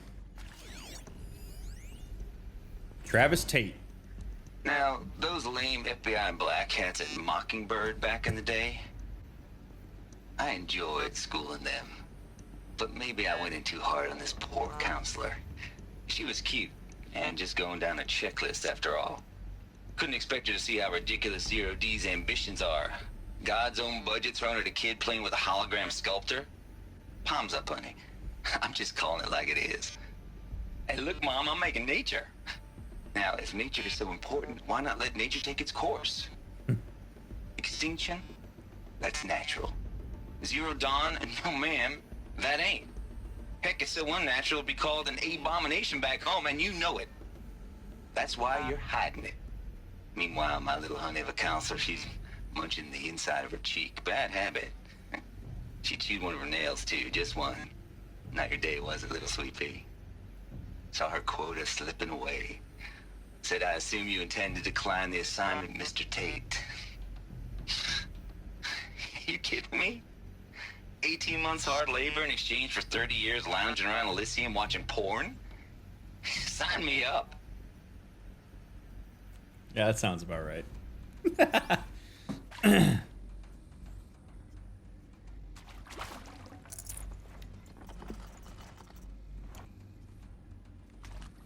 It's a dude who takes it in stride, man.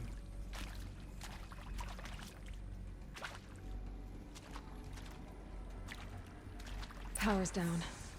Is there another route? I've done this before. Just need my focus. There's always another route, Silence. Haven't you played video games on your hologram, buddy?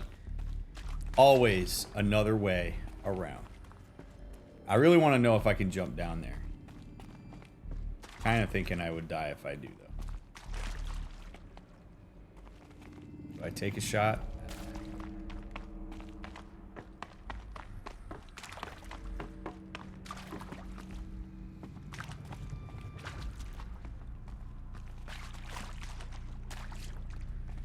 Here we go. Another one of these.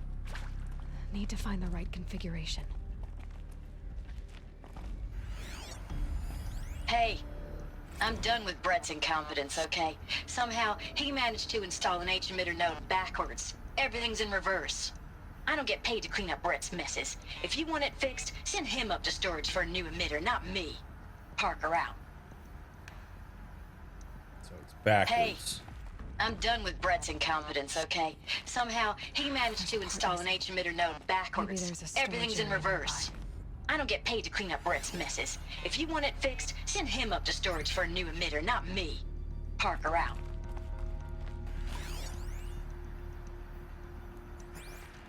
All right.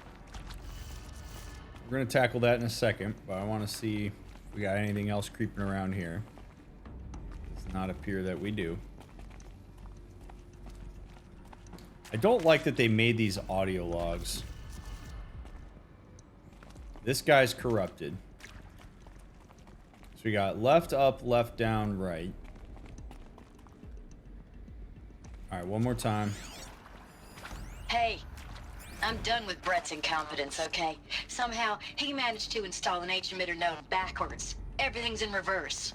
I don't get paid to clean up Brett's messes. If you want it fixed, send him up to storage for a new emitter, not me. Parker out. Oh, I see. Okay, so it's upside down. So it's down, left, up, right, down. But these are not powered up right now. So this guy's got to go counterclockwise. Up, left, down, right.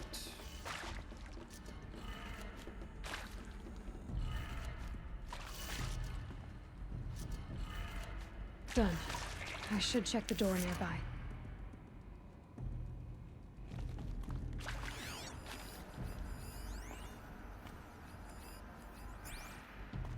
What about these?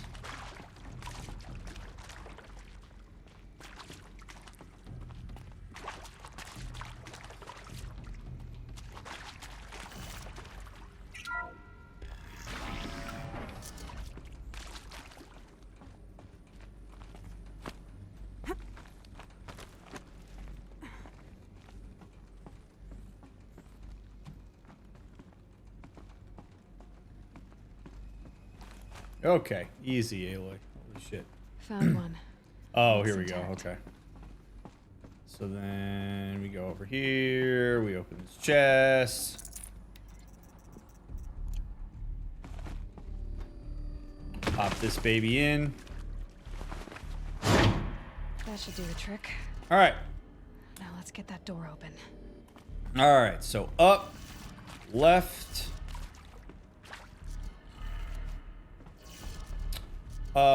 Let's see. Or sorry, down. Up, right, down.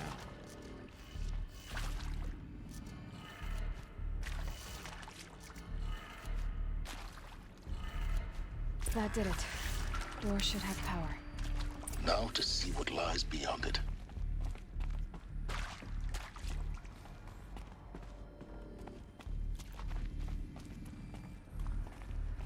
Oh, baby.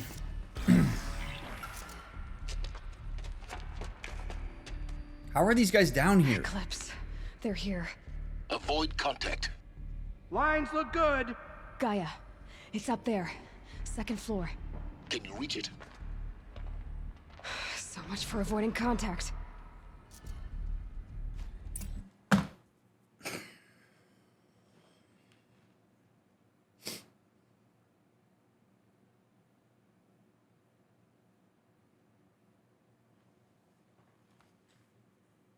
My spidey senses are tingling, man. Because when you take the entire context of the existence of this vault,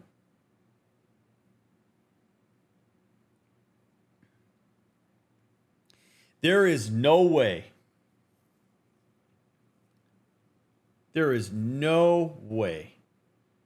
that those vents would give you direct access to this. This is freaking Zero Dawn bunker.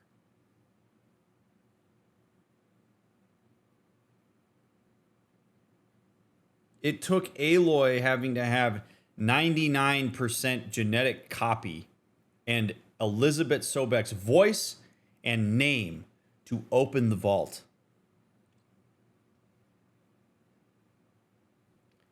I just have a very hard time believing that when she opens that vault, those vents open and give direct access to what's down in there. That just does not make any sense. But the only thing that I can then think of is that these people are planted here. But that doesn't make a lot of sense either. I don't know. It bothers me. It bothers me that there are people in here. Like, I really hope it's not combat for the sake of combat.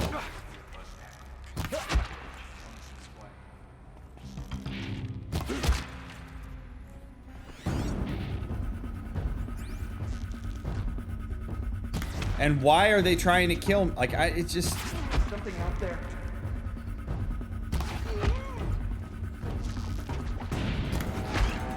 Still sniffing around.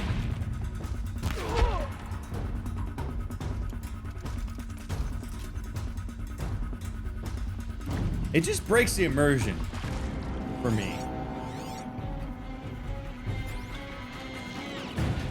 I mean, I guess Silence did say that they would find their way in. That's the last of them. They should be coming from behind. Or not. Alright, so there's a structural failure. Move out of the line of fire.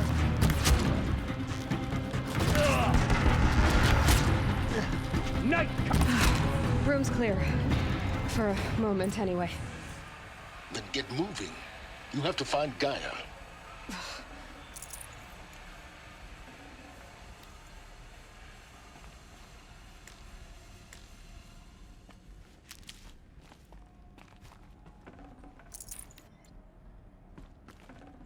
Whatever. I'm not gonna worry too much about it. Maybe there's an explanation for it. It's just weird when, because like a game that's as thought out as this, I have a hard time believing that that's just willy-nilly, that these guys can just randomly be in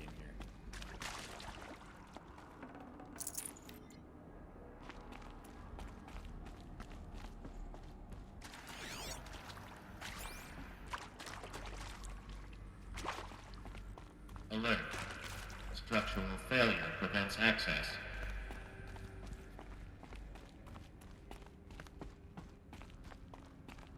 I like that, like, robot's voice. Ooh, what have we here?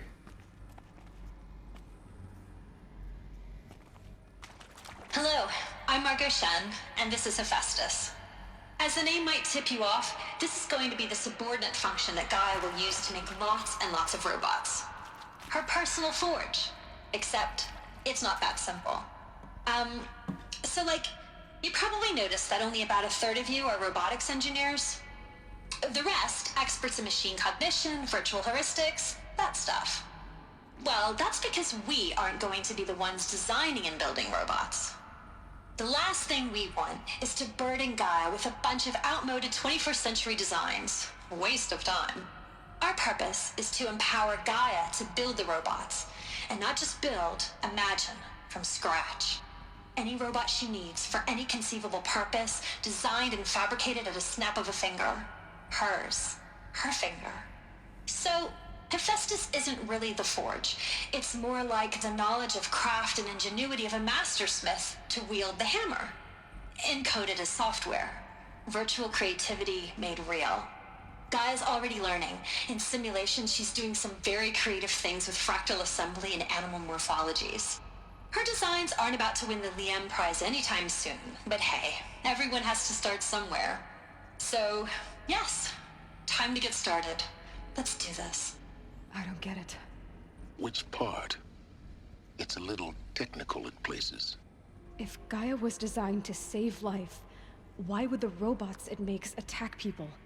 Perhaps it loves some forms of life more than others. The derangement. The machines weren't always so angry. True. Mostly they were docile until 10, 15 years ago. For years, Hephaestus has been forcing cauldrons to make aggressive machines. I've seen it myself, in the cauldrons. Stalkers, Ravagers, a Thunderjaw. How could it do that? And why? Why indeed?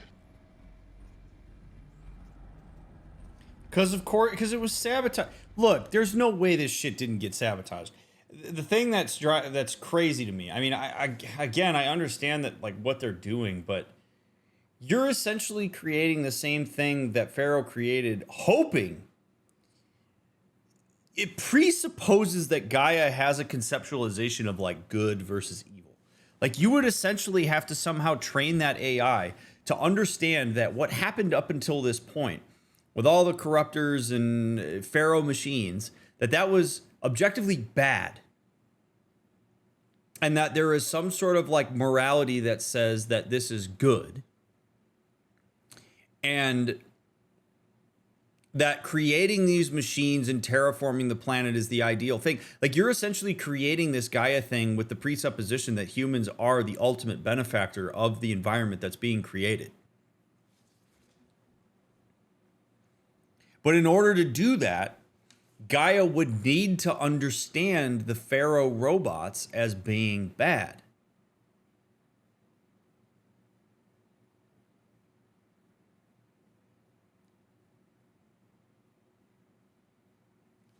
But she is coded to use the biotechnology because some of the machines that exist use biofuel. So it wasn't removed entirely. It's just interesting to me because you're seeing robots that have a degree of self-preservation when we fight them topside.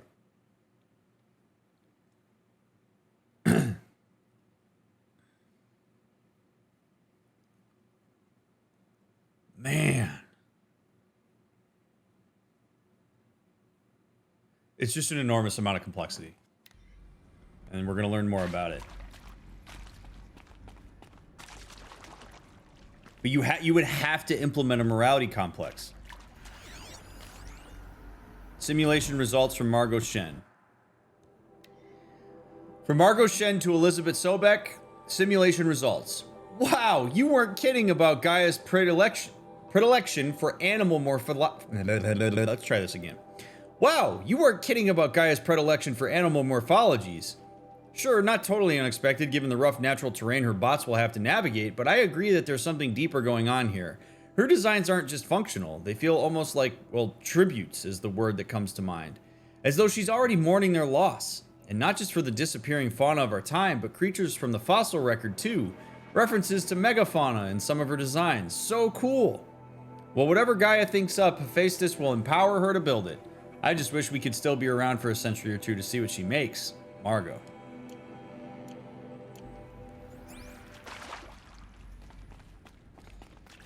You would have to drum up enthusiasm for this stuff. Like, if you're going to go in all on this, and you're going to participate in this, you gotta find it. You gotta will yourself into excitement about it. I think that's the point of the screening process. Full steam ahead. From Elizabeth Sobek. If I doubted your brilliance in the slightest, I wouldn't have picked you as the Hephaestus Alpha. You need to stop worrying about your age and communication style. You are who you are. Have confidence in yourself. You know what you're doing. She's sending this to Margot. Case in point. The latest draft of your plan for the construction and stocking of bootstrap silos to store raw materials is excellent. This, combined with your design for the AM Foundry Core and the Foundry Site Selection Plan, add up to a comprehensive plan. It's time to start construction. One detail. Consult with Iomide Okilo before you finalize the silo inventories. Hephaestus' first task will be to fabricate the robots that will construct the waveform broadcast towers Minerva will use to transmit the deactivation codes. So any exotic materials needed for the towers should be accounted for in the inventory plan. Elizabeth.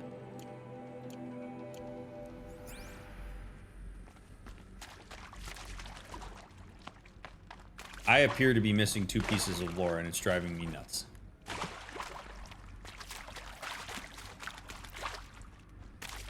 You better be in here. I've seen these shapes before. In cauldrons. But of course, the birthing places of Gaia's machines. Indeed.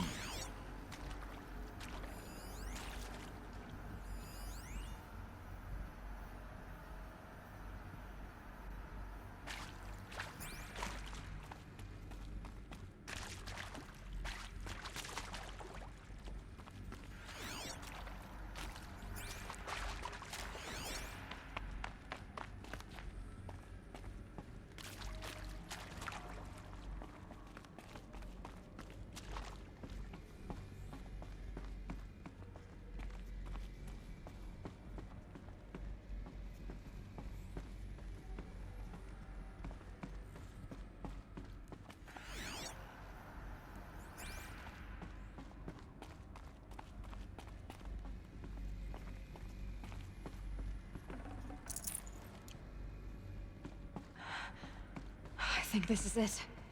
Elizabeth Sobek's office. But it's sealed off.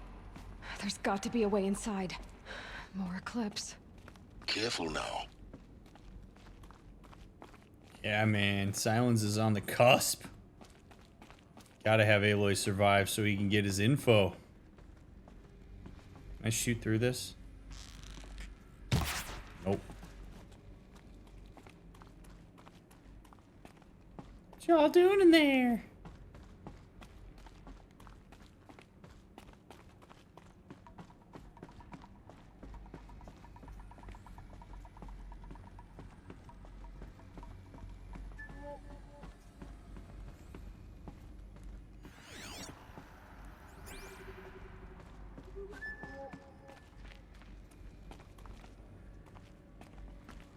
Welcome to Apollo, the collective memory of the human species and the wellspring of knowledge for future generations. I am Samina Elbaji. Until recently, I was director of the International Collective Memory Institute in New Tehran. As a heritage professional, I devoted my career to the preservation of human knowledge, creative endeavor, and cultural achievement. Apollo is, therefore, the ultimate embodiment of a lifelong passion, albeit under the very worst circumstances imaginable. The challenges before us are immense. Specifically, we will have to design and implement 4 major initiatives simultaneously. First, the construction of data repositories in cradle facilities around the world, ensuring redundancy. Second, the collection and processing of a projected 180 million discrete data entries, 42 zettabytes of data in Mandarin, English, Spanish, and Arabic. Third, the transferal and encoding of all that data onto DNA encapsulated in synthetic fossils, the only medium capacious and durable enough to safeguard it without degradation for the centuries to come. And last, but not least, the development of the holographic interface and gamified curricula, by which future humans will commune with Apollo, progressively unlocking heuristic learning modules, leveling up their knowledge and skills they will need to take control of the terraforming system. That is the future towards which all of our efforts will be directed. Not just the preservation of the past, but the seed for the flourishing of a new tree of knowledge. Welcome, and let us begin.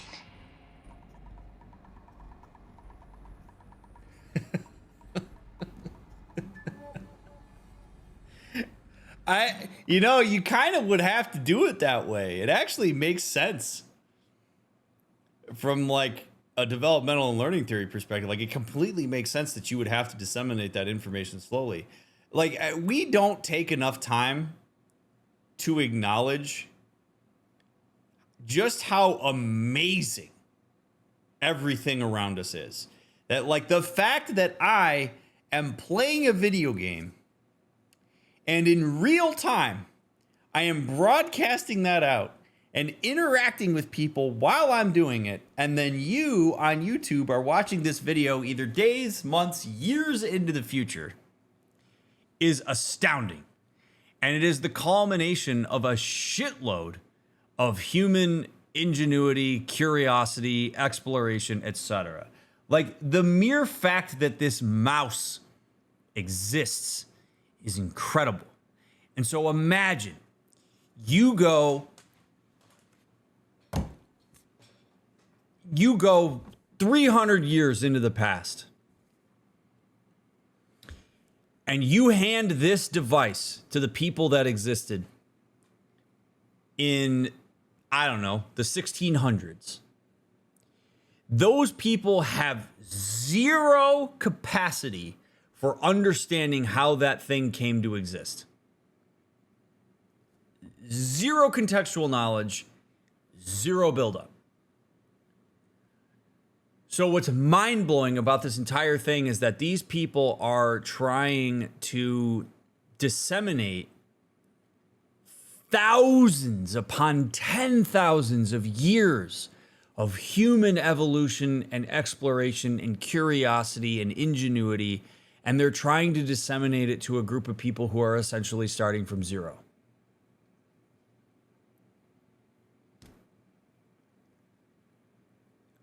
You would have to do it stepwise. And it would take generations to be able to get to a point where these people could understand it. Like, it's unbelievable, that task.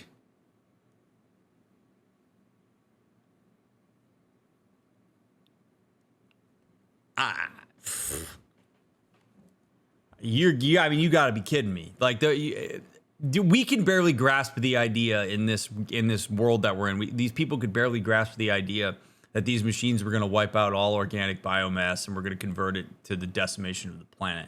And then we expect that these people that are going to show up in 1,000 years are going to somehow just appreciate and have any of the contextual knowledge to understand, like, when they look at the Colosseum in Rome, to be like, ooh, wow. Like, it really puts into perspective how significance, the construct of significance, is so relative to our experience. Like, you in 1,000 years, starting from zero, see the Colosseum and you go, okay. Like, it doesn't have all of the history and complexity that we all use to appreciate that structure as being somehow different from any other structure built of brick and stone and whatever. It's just, your brain couldn't go. It's just, again, and then the other thing is, like, are these people going to start as children? Are we going to have, like, adults that somehow pop up? Like, you're going to have children. Well, how do those children learn? You'd have to have machines and processes built in place to scaffold children even learning the knowledge that's to be able to understand even how to operate whatever machine would create a thing. So now you have people living in a world of automation that they're not going to understand, and they're going to have to use very basic eyes and ears in order to make sense of what it is they're seeing, which is why you see these tribes conceptualizing the world around them in the way that they are. It's mind-blowing, but it makes all the more sense why the Nora and the Karja and the Banuk, like, it makes sense why they are all conceptualizing the world in the way that they are. Because all you have are your senses. You got to start there. It's an enormous undertaking. Like, it's absolutely mind-blowing. And so you have an AI essentially leading the charge on this. And you have to hope that you program that AI in such a way that AI has the best interest of humans in mind.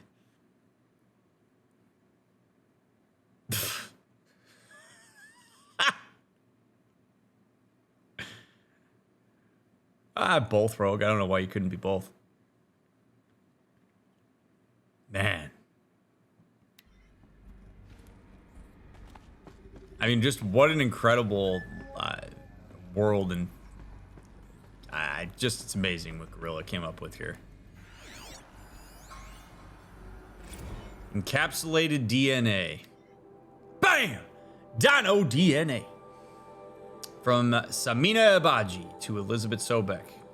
And the winner is Encapsulated DNA.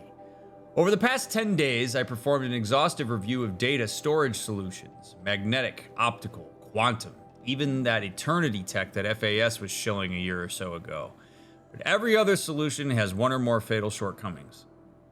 Too heavy to transport, too massive to install in the allotted space, too power intensive over the centuries, too prone to failure past 300 to 400 years, etc. Encapsulated DNA will easily hold the 40 plus zettabytes we're projecting for Apollo. There are still many details to finalize, of course. To start with, we need to select the inert material in which we'll embed the molecules, already testing 16 candidate materials, as well as design and fabricate the power systems and sealed reliquaries that will keep the DNA at negative 18 degrees Celsius for 1,000 plus years. Good luck. So long as I assure you that it didn't factor into my decision, may I confess that I deem it entirely fitting, indeed propitious, that we will be using the very building blocks of life to preserve human knowledge from mechanized extinction. It's not just ironic, but heroic. Life is the hero beating back the forces of oblivion. In any case, much to do. Until next time, peace be with you. Samina. A lot of data.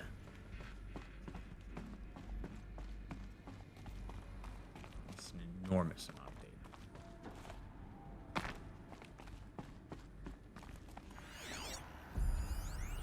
Apollo update from Samina Ibaji to Elizabeth Sobek. Over the past 2 months, the full benefit of our procurement of a copy of the Homer archive from the far zenith has made itself known, and as a result, all of Apollo's key deliverables are on schedule. Apollo has already surpassed 40 million discrete data entries and continues to grow. The physical science modules are effectively complete, with soft science modules close behind. World history, cultural data, and media archives are also on schedule. Language preservation is wrapping up a bit ahead of schedule due to falling short of our goal to preserve 4,500 languages. I suppose the tragic early loss of Papua New Guinea doomed that goal from the outset, with attendant curricula development about to begin. Speaking of the heuristic curricula, they're performing well in testing, with children and adolescents demonstrating high levels of engagement with and trust in Aristotle and Aspasia Personae. Personally, I find them highly engaging, especially when they debate. I wish half my professors had been so entertaining. Peace be with you, Samina.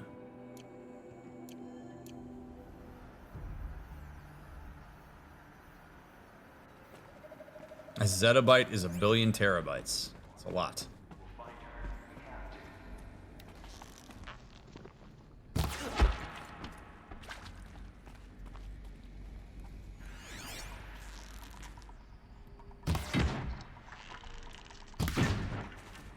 God damn it.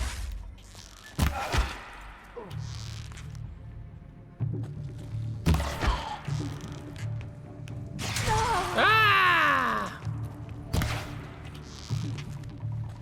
Oh, hey guys. For the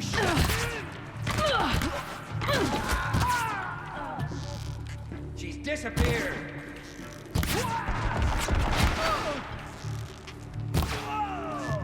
You cannot run from right. That's the last of them. Alone once more.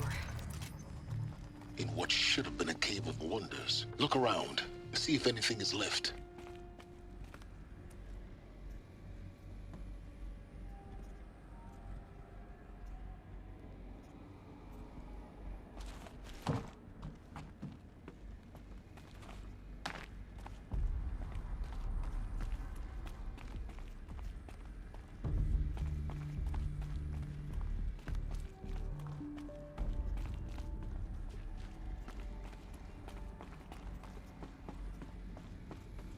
Look at all these servers. I guess I'm at least I'm assuming that's what these are.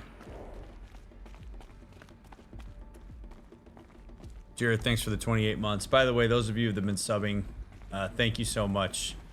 Trixie, Panda, Rain MX, thank you very much. Rika Trees, hello. Thank you. Madame, thank you for the raid. Appreciate all of your support, friends. Sorry, I haven't been calling them out as it's happened.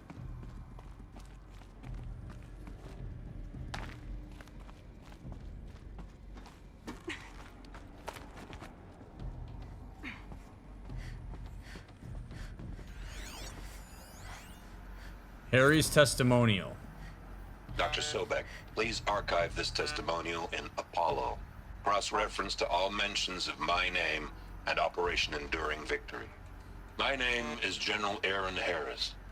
From 2060 to 2066, I served as the chairman of the Joint Chiefs of Staff, the highest-ranked officer of the United States Armed Forces.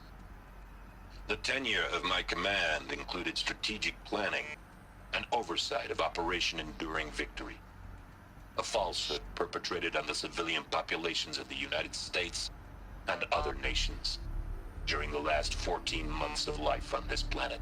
Before the Pharaoh Plague, I did my job and did it well. I was bold and decisive, crafty in political maneuvers. It wasn't an accident that I rose to my position and became the commander of the largest mechanized force ever assembled. But to what end? My only lasting achievement was the extinction of life on Earth. And my one redeeming act, if any, was to delay that extinction by days or weeks, by throwing more death at it. It is my hope that there will be no need for men like me in the world to come. If you are one of the people of that future world, listening to this message, please know that I am sorry. And that I wish you well. Sincerely, Aaron Harris.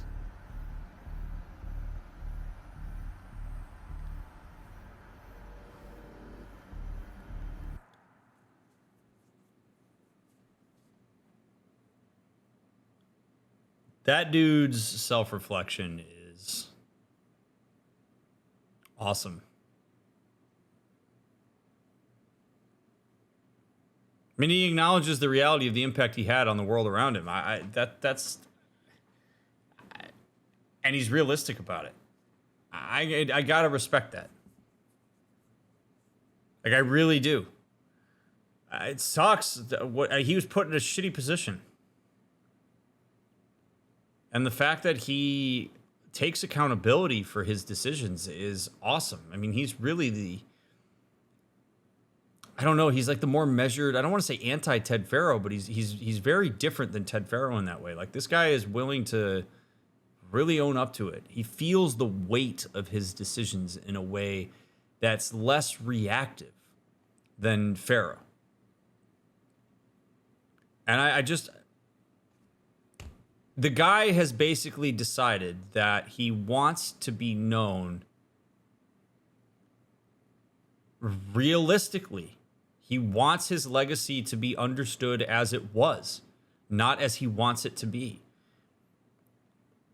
That's huge. I don't think everybody does that. And yeah, he's the guy you want in that position, in my opinion.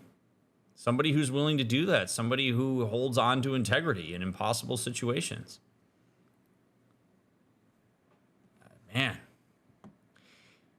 So I want to talk about a different part of this that is really more of just a like thing that just piques my interest in a way that I've come to appreciate a lot more as I've gotten older.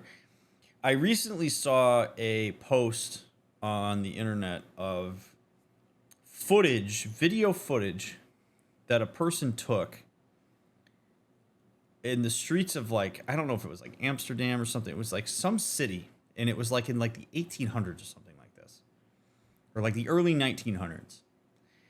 And there's a guy that's standing in the frame. Maybe somebody of you that have watched this have seen this. There's a guy that's standing in the frame, and he's staring at the camera. He's just looking at it. Other people are like going about their day. They're walking back and forth down the street, and they're like just doing their thing. But there's this guy that like notices this person is filming, and he stares at the camera almost the entire time. And he's like looking right at you. And it's that dynamic is fascinating to me, because here I am over 100 years later. This dude is long dead. And I am making eye contact and having a human connection with that person. When that person stared into that camera, he had no idea that in the year 2023, some random ass dude in Las Vegas would be staring at a screen that would look at him. And it's always just been, it's like mind blowing to me when you really think about that. And the scenario that we have here is very similar to this. Harris is talking, but doesn't know who's going to come across that message, but knows that there's a chance that they will. And so we're all having this like very connective human experience with this guy. We're sitting here talking about respect for his like decision making and taking accountability. And this guy's been dead for hundreds of years. Yet we still have like that connection with him. And as he's recording that, in the time that he's recording it, it's the present for him. He has no idea what's going to come. And then we pick that up and we hear it and we listen to it and we know so many things about what he never got to know. And that dynamic is just like mind blowing to me. I don't really have a point other than I just think that's like incredibly fascinating. That technology essentially has like assisted a human connection over generations. Wild. Anyway. Random musings from DrMick.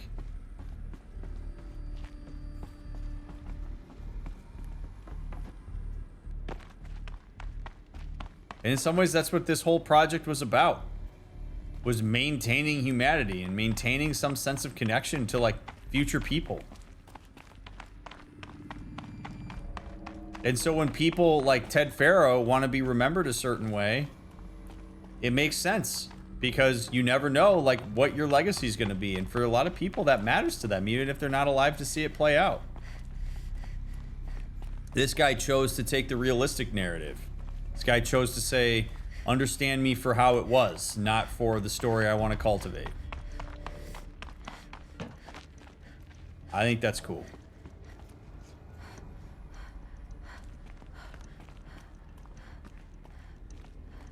Oh man, Elizabeth Sobek's office is gonna make for a hell of a start to part 23.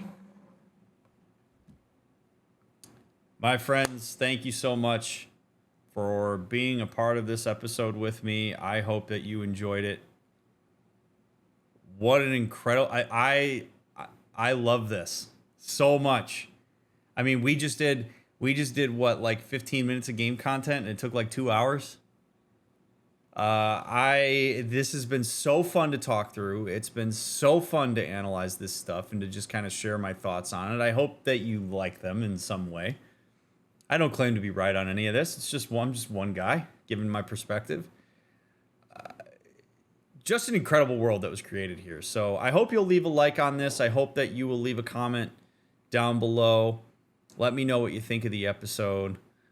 And follow the links down in the description. If you're binging this, I'll see you right at this door at the start of the next episode. If you're waiting for the next one to come out, I will get it out to you as fast as we can.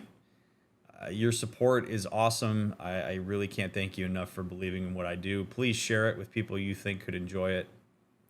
Yeah. Catch you on the next one.